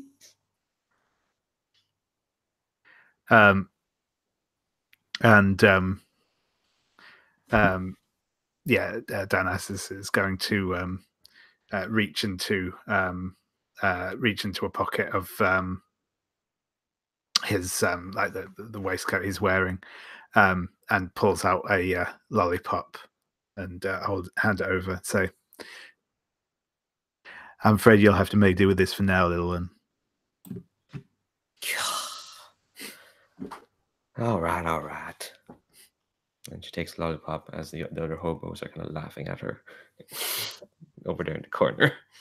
All right, so you've heard sedition. Speaking of, is there anything else you want to do? Or? No, that's kind of cool with that. Yeah, that's a scene to cut there. Speaking of the one who's supposed to keep the status quo, what's Ares doing? That's like so you've been told to keep the peace. I'm assuming. I mean, you just heard talk, and talk is cheap, in town. But there must be some rabble rousing happening, or are you just content to like sit in your office and wait for the chaos to come? Where are you gonna? Yeah, I think he's gonna take that duty and go look for trouble. I'm thinking maybe Calliope is organizing a protest and it's gonna get out of hand and there's gonna be some internal conflict. What do we do when you wanna like go against the duty? Let's see. Oh, I think you have to answer to the fates. We go against because one of the birthrights of fates is broken duties, and if you do that, we go into conflict. And basically, what that happens is, and we'll tease out what happens when conflict happens. Because I think I have a good idea of how it works now, but I'd like to see it in practice. But no, tell me what you're doing first. Okay, I think I'm just walking the streets, looking around. Like I feel this tension in the air. I think I have like a sixth sense, like a danger sense that lets me know when things are gonna get bad. And I just hear like people shouting at each other next to a factory or something or like a construction yard. And I hear like a lot of people shouting back and forth. And it's just like Calliope and a group of workers who are like throwing vouchers at some of Aeneas's men and demanding rights and like screaming. And it's like, I just know there's going to be a Molotov cocktail getting tossed sooner rather than later.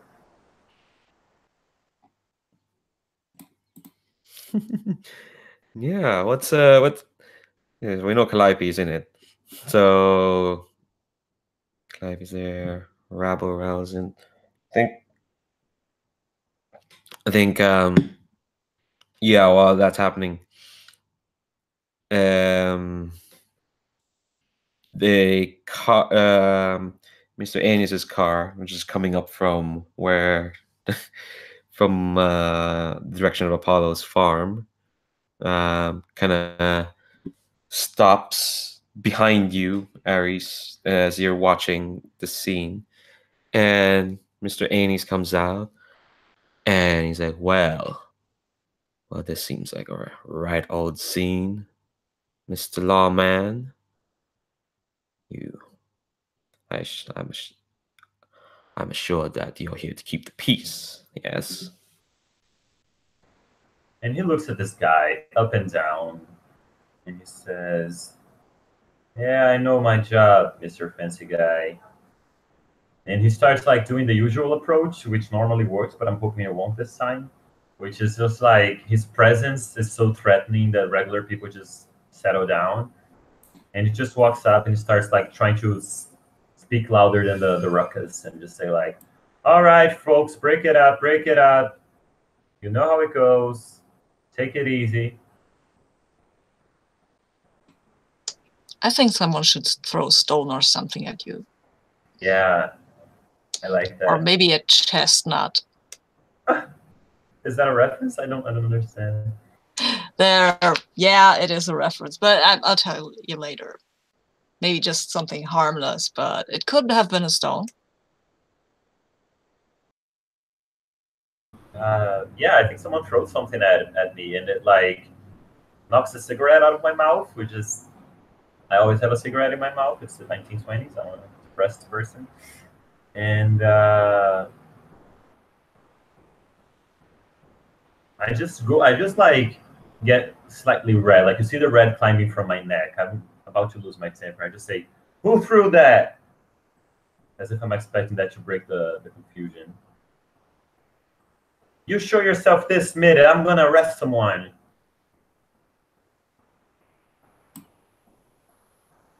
Is it no one in the crowd? No. Ooh. What? Oh, I was just asking in general. No one in the crowd, or does the crowd settle down, or are they just like they're still agitated? I think Calliope would still be agitating. Ooh. Yeah, absolutely. What do we hear Calliope say? Like, what battle cry she's using? I think she's saying, we're just demonstrating here. This is our right. You can't stop us, you fucking pig. Oh, she's so like, she's launching all the hippie slogans that will be used later. I love it.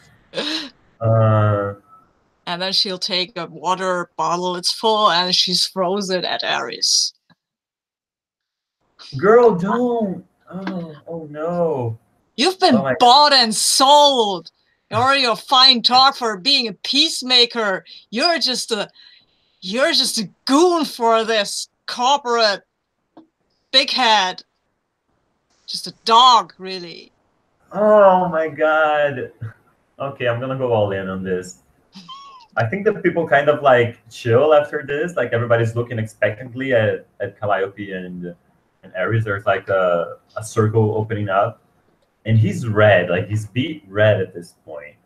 And he stops towards her and he just like starts yelling at her. He just says, "You don't know anything about what I've been through. You don't know anything about who I am.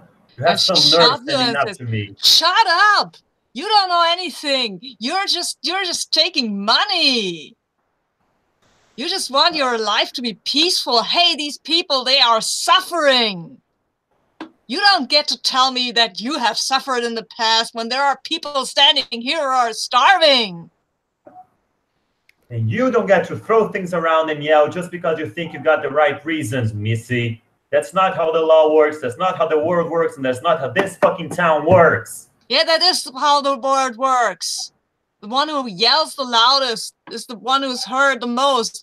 If we don't yell, what will happen? Where will we get justice? With you? And she spits at your feet.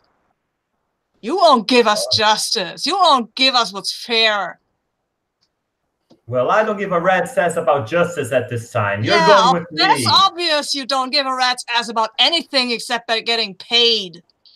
Yeah, keep running your mouth. Go back to your safe, cozy life.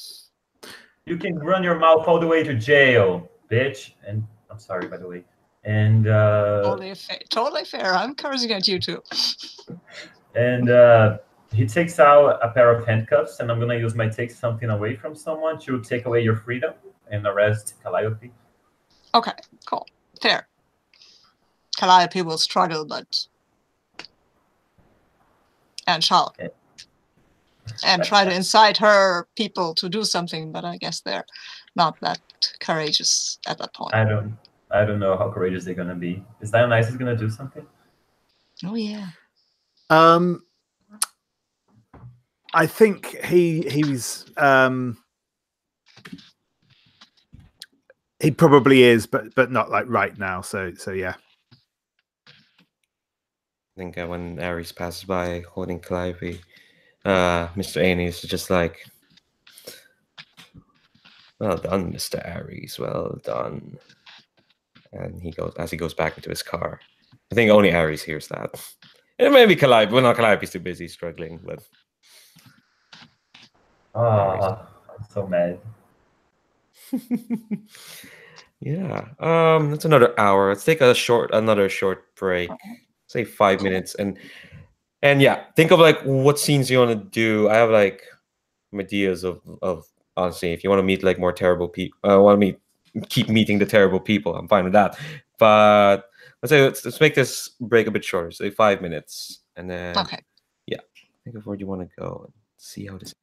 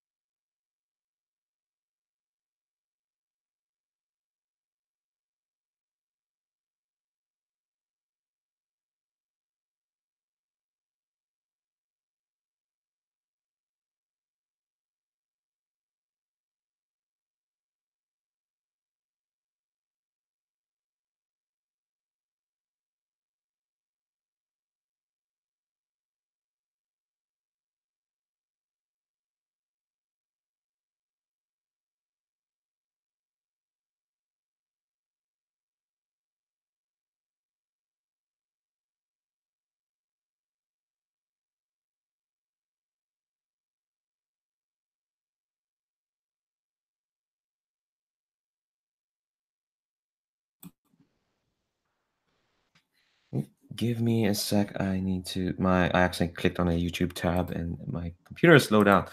Go away, Hadestown. Go away. Well, no, go away. You just not right now.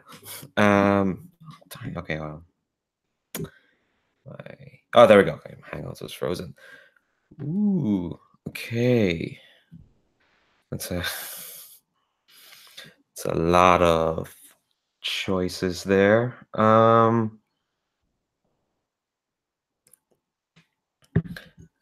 Okay, so I've had 2 scenes so far. David, any scene you want at the moment?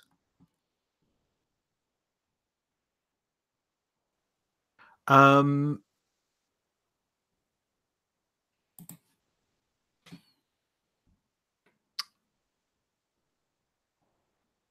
suppose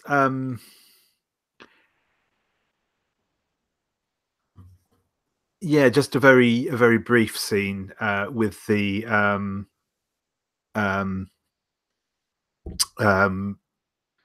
with kind of the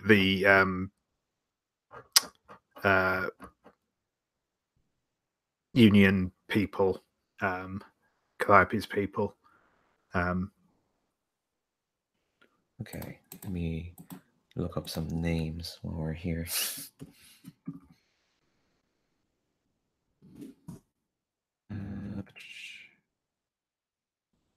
Okay, there we go. So, alright, so Calliope is one of the muses.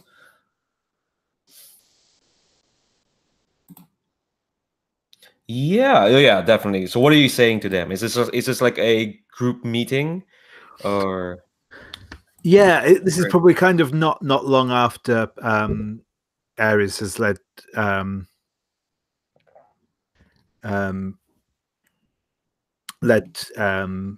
Calliope. led Calliope off, and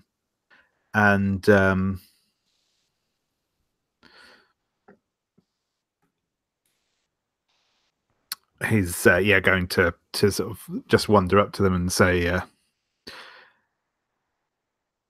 well, I think we know now what side of the bread Ares is buttered on. I don't suppose I should have been surprised. And he's gonna he's got like a kind of a mason jar of moonshine, and he's gonna take a sip and pass it on to one of the crowd. I think the crowd passes along the the moonshine. Now,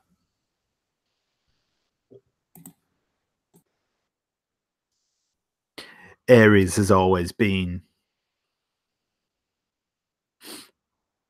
the rigid kind. I ain't surprised he's working for that man. He's coming to town, but him I don't trust. I don't think we can let Calliope hang around in that prison. I think we need to get her out.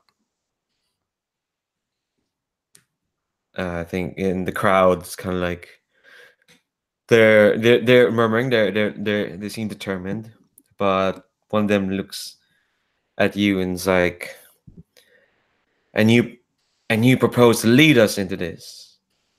That you, Dionysus. I ain't really the leading sort, but now Ares, he's a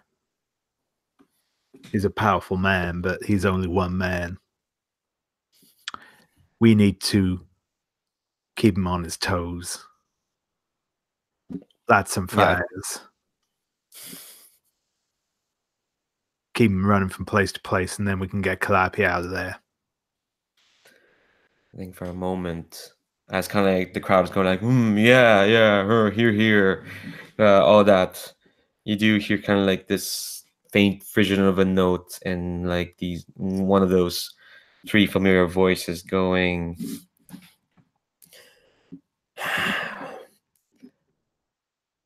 keeping to your duties. We see chaos and debauchery is the order of the game now. Glad to see that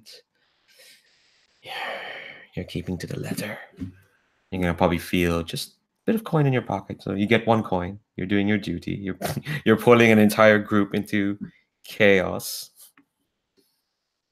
So mark that. I think you also see in that crowd the fates for a moment looking at you, leering at you. And then you kind of blink and then they're not there anymore.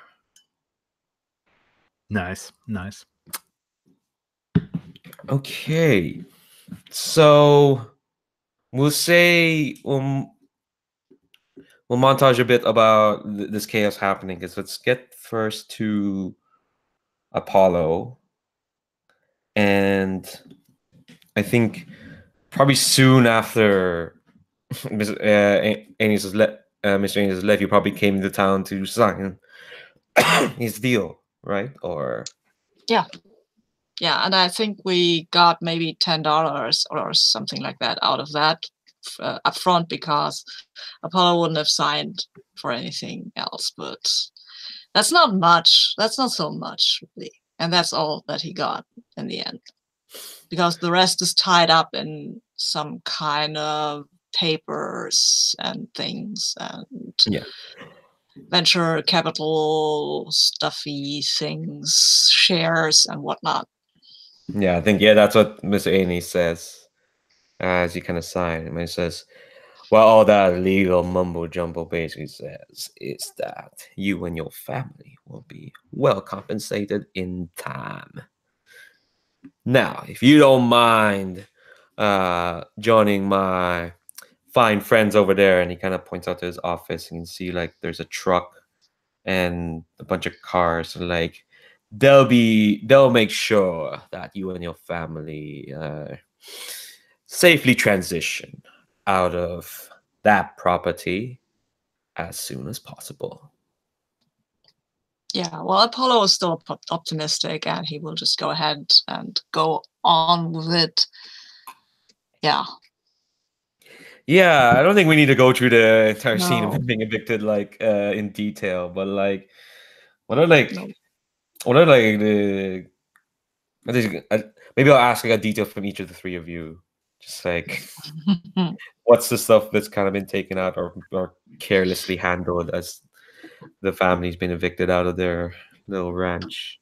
Oh, it's a piano. It's most certainly the piano. There was this old pianoforte that was standing around. It was kind of out of tune, and it was a bit run down, but Apollo could still play it. But when they moved it out, it just dropped. And then they picked it up, but you could hear something break in the piano. And here's one of the workers going, sorry about that. Just like a sorry. And you just move on. I think we have like a huge amount of Greek vases at this house. That's appropriate. And they all get like stuffed into this one box that gets banged on the door frame as they're leaving. We just hear like the crack of broken china. Ouch. All your old finery. Yeah, and I think that one of the sort of workmen, because obviously the house itself is going to be demolished to make way for the oil derricks, and the but they bring down the weather vane, and it's got a sort of cloud and lightning bolt that acts as the weather vane itself. That's old and rusted and corroded. God. And so where does Apollo and the family stay for now, according to Mr. Anus?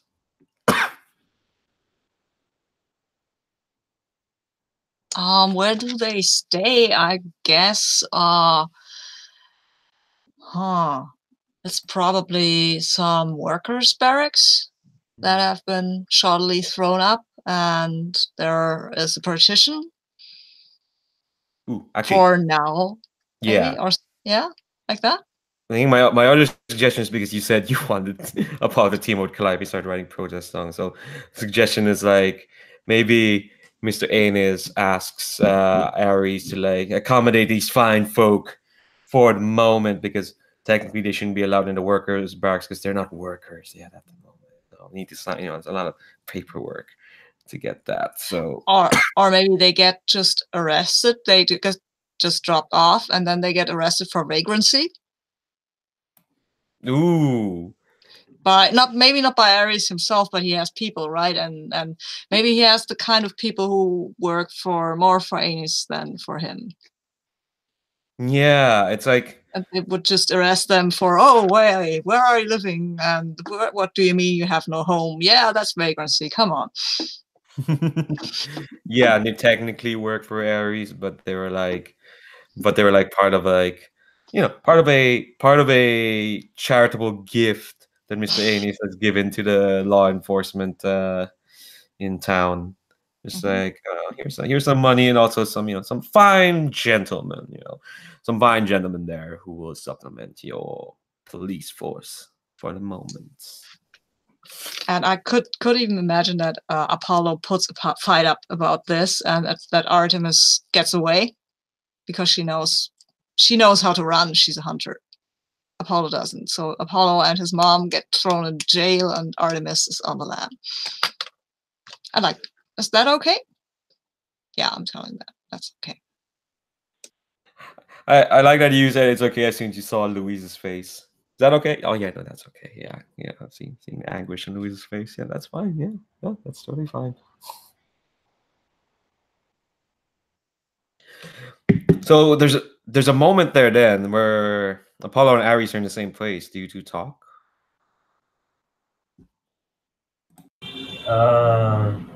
Wow, this jail is sure getting a lot of traction today. I think I see like Apollo get turned in, and I'm just like still reeling from having to do with Calliope. I have this headache going on, and I do a double take, and I say, "What the hell are you doing here? What did you do?" What did I do? I signed a contract, I guess. I made a mistake. You signed a contract with whom? Mr. Anis. And now he took my home, and now I was on the street, and your guys arrested me for vagrancy. I tried to tell him that it was only temporary, but... And Ares just bangs his hand on the table, and it breaks off part of it, and he has splinters all over his hand, and it's bleeding. He says, "God damn it, Apollo! I turned my back for one damn minute, and you fuck everything up." I just trusted him. He seemed on the level. And I have paperwork that says that I will have money in the future. Paper doesn't mean shit, and we have no future, Apollo. Look around. Wake up and smell the dust. Yeah, well, I thought we had somebody who would protect us. Okay? So, sorry. My bad, I guess. Oh my God, that's right in his heart. And I think like that stops him, and he just takes a step back, and as you're getting put inside the cell. And I'm gonna go against my uphold the law, follow the letter of the law without mercy here, because I want to let them out. So am I getting in conflict with the fates now, which is gonna be there conveniently? Yeah, of course. The fates are never anywhere but conveniently. I imagine the fates like turn that corner. Well, hello. Yeah, and I think so what? Describe me what you're doing first. What are you gonna do? I think as they're closing the cell, I walk up to my desk and I say, "Nope, you know what? Fuck this shit. Not anymore." And I just start opening it. I start messing with the keys to open it up. And I think you hear kind of like, once you grab the keys, you kind of hear a harmonica playing, and kind of like leaning against the doorway leading into your office are two of the fates. The third one, who knows where she is, off with her girlfriend at the moment, and they're like, "So what happened to peace?" It got old. I'm tired of peace. I want justice. Well, what you want usually comes in twos or threes. You want justice, well, that'll come with the old the old-fashioned, with what you're familiar with. With justice comes violence. With justice comes pain. With justice comes blood. I think I'm gonna be super dramatic now, and I'm just gonna like my hand is still injured, and I'm just gonna like flick it in their direction so there's blood on them, and I say, "There's always been blood, and you've always been the one to make me get my hands dirty. Well, I'm getting my hands dirty on my own now. I'm doing it for the right reasons for once." Oh, everyone Go believes Aries. it. Go Aries, yeah. I think the two of them, they're just kind of like just lightly brush that off. And you see that much like with Anis, blood doesn't stick. Dust doesn't stick. Two of them, they're just immaculate. And they're like, okay, let's go to the conflict, actually. Let's see. So you're challenging basically, you're breaking your duty. You're saying, fuck that. I know what my duty is. The thing is, the birthright of broken duties is up to them. So you are challenging. You're narrating something. You disagree about their birthrights. So I have 3 choices. I can say, hell no. Pay you coin to make sure you don't do what you want to do. I can say, I don't think so. So you're going to have to like scale back a bit. Or I can say I can let you do it, but it'll cost you. And that's what I want to do because that's the most fun option, of course. And you say, well, you fought against kings and gods and demigods and armies and all that fun stuff. But have you ever fought against capitalism?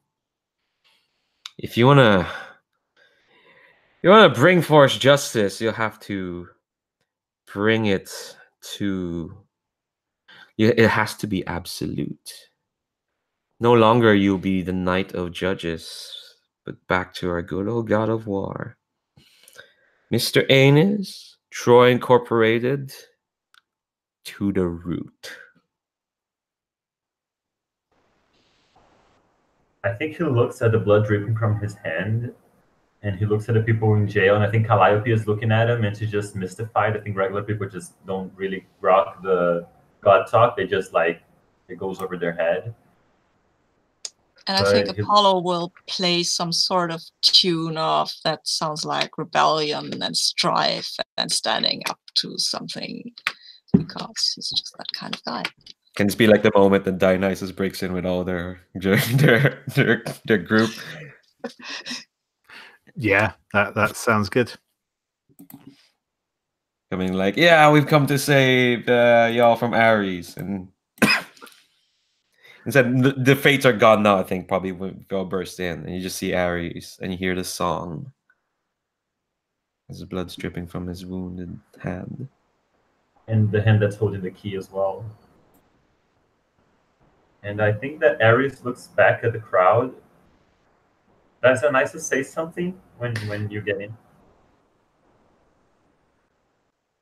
Well, it looks like this party's already started without me. Yeah, and it's about to get wilder than you ever hoped, kid. And but you're still invited. What's that? But you are still invited, Dio. We're all invited, Apollo. Everybody has to attend this party. It's mandatory. And he's gonna do it. He's gonna be an almighty force against capitalism. He's gonna start unlocking all the cells. He's gonna start unlocking all the cells, and he's gonna take out his gun, and he's gonna cock it and say, "Let's break some chains." Oh yeah, there are chain breaking songs that Apollo knows. So let's do this. Yeah, and chain breaking songs. Well, yeah, trappings, rituals involving losing yourself. I think. Yeah, I don't think there's a like, look, I don't have like an 18 HP Mr. Anus you have to fight against. Or something. I think if you're all willing to spend a coin each, I think you can get probably the outcome you all want from.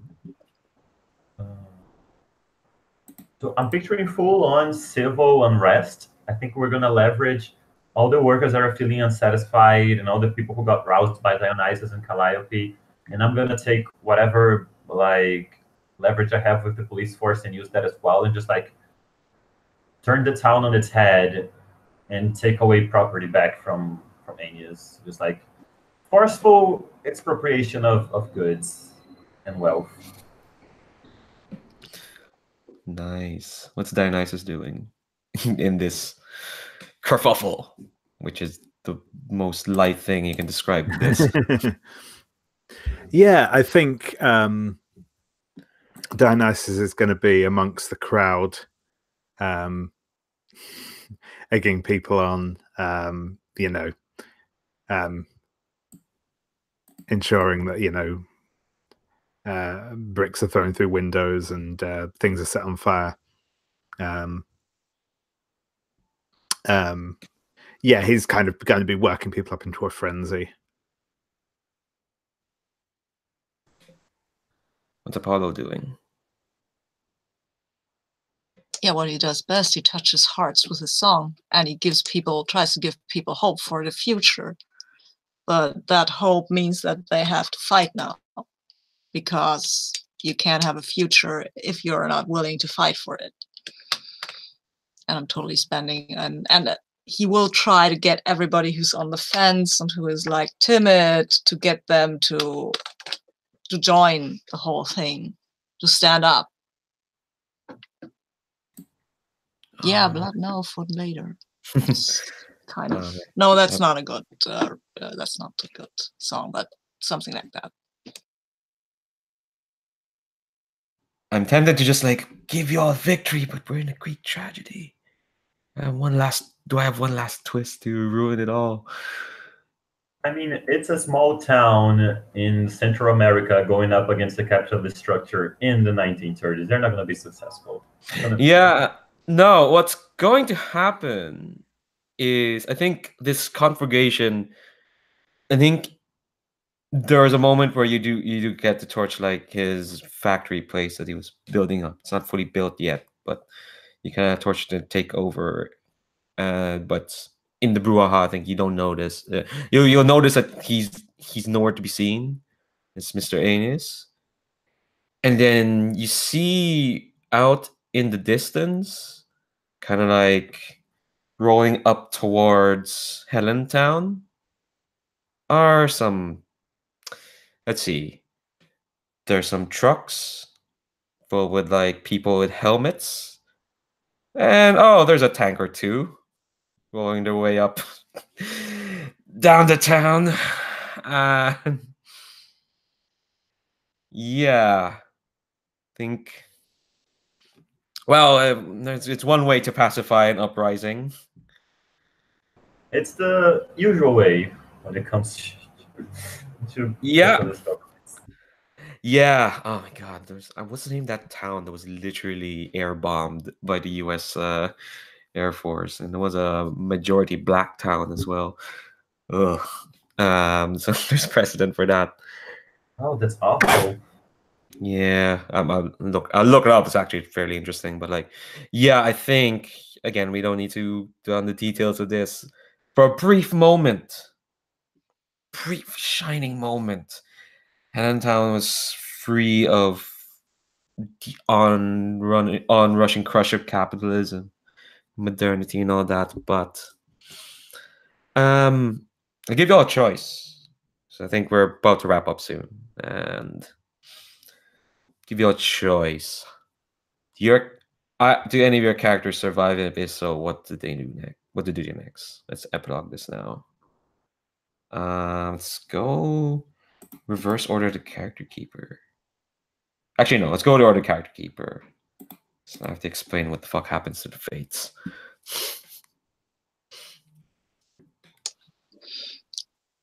I think when we see Apollo next time, he's actually in jail. He's in a kind of the jail ground. There is a recess, some sort of thing, and he's still singing, and he's still singing protest songs to the people who are in jail with him. Yeah. But because he hasn't given up hope. No, he'll never know. Did his mother survive the civil unrest? Yeah, she has survived thousands of years. She probably has survived.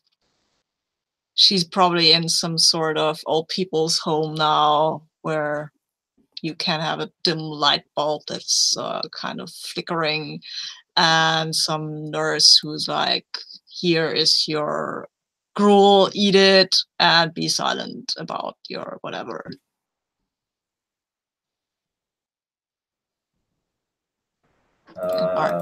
And Artemis is in some wood and hunting some stuff and trying to forget her family because she can't do anything for them now. She originates the legend of the Yeti. The legend of the what? The Yeti, the Sasquatch. She doesn't have that much hair. I'll give it a couple of years. Yeah, Ares is gonna go down fighting. Like, oh wait, there's a siren in my. The street is so noisy. He's gonna, when he sees, like, I think he can feel with his, like Dave said in chat, his Spartan sense. He can feel when an army is approaching a town. I think that's within his prerogative, and he just knows that this is going south. Like, he gets people to. I don't think they have bunkers yet. Did they build bunkers for World War One? I think not exactly bunkers, but the idea is probably there. Okay, I'm gonna take some creative freedom and say that there's a bunker, and he like convinces everyone to get inside and locks them from the outside, so it looks like, you know, that they weren't part of it, so everyone from the city is safe. And there's this moment where Calliope is getting inside, and they just share like this look and a nod, and then he locks the door behind her and goes out into the city. And there's like a bunch of bodies around, people who got hurt, people who got killed while this was going on. A lot of men that Aenus brought into town to help with his takeover. And he just takes his gun, and we see like a shot from the back of him holding his gun as tanks roll towards the town, like billowing dust.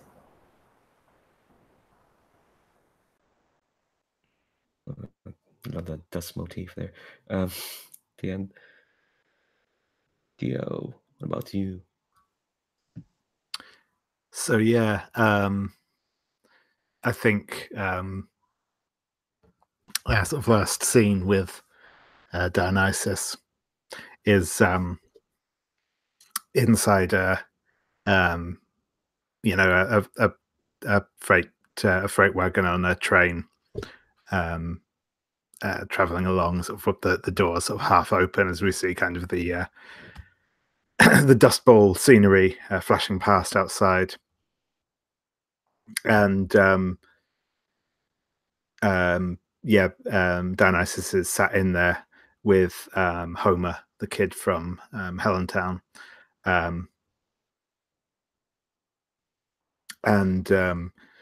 Dionysus is sort of, you know, takes a swig from a hip flask and passes it over to Homer, and he says, "No, trust me now, kid. You've got what it takes. Once we get to Hollywood, you'll see your name up in lights."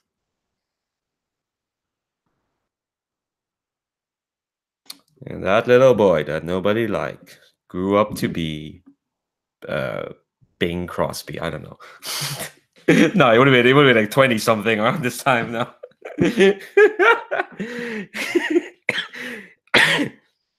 Okay, I don't think I need to.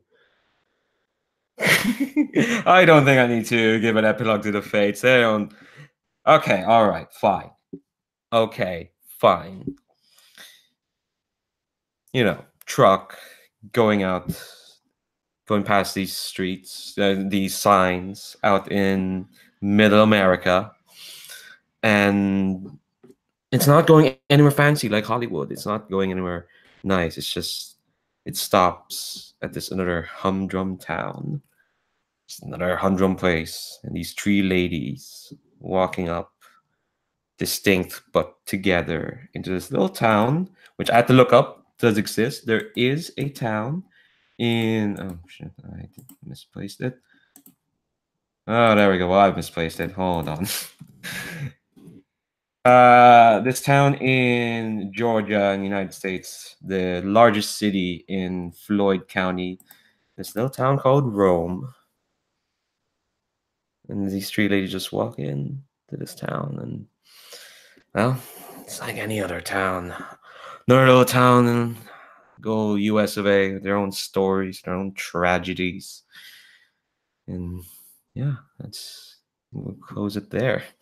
Oh man, it was going to Hades Town. It'd be horrific. Okay, I'm gonna shut off this broadcast, but thanks everyone for that. I think we got exactly what we want from that, which is a lot of people being sad and in desperate situations. There we go. Also, we got to stand up to capitalism. Yeah. Yeah. Yes. Because that was necessary. It absolutely was. Yeah, I mean, yeah, I'm down for more games. So just explicitly says that, yo, capitalism fucking sucks, yo. And I should stop this broadcast. No, that should say on the broadcast. You know, I mean, it's words need to be said, I guess. But yeah, I'm gonna stop this broadcast now. Thanks, everyone. Bye, internet.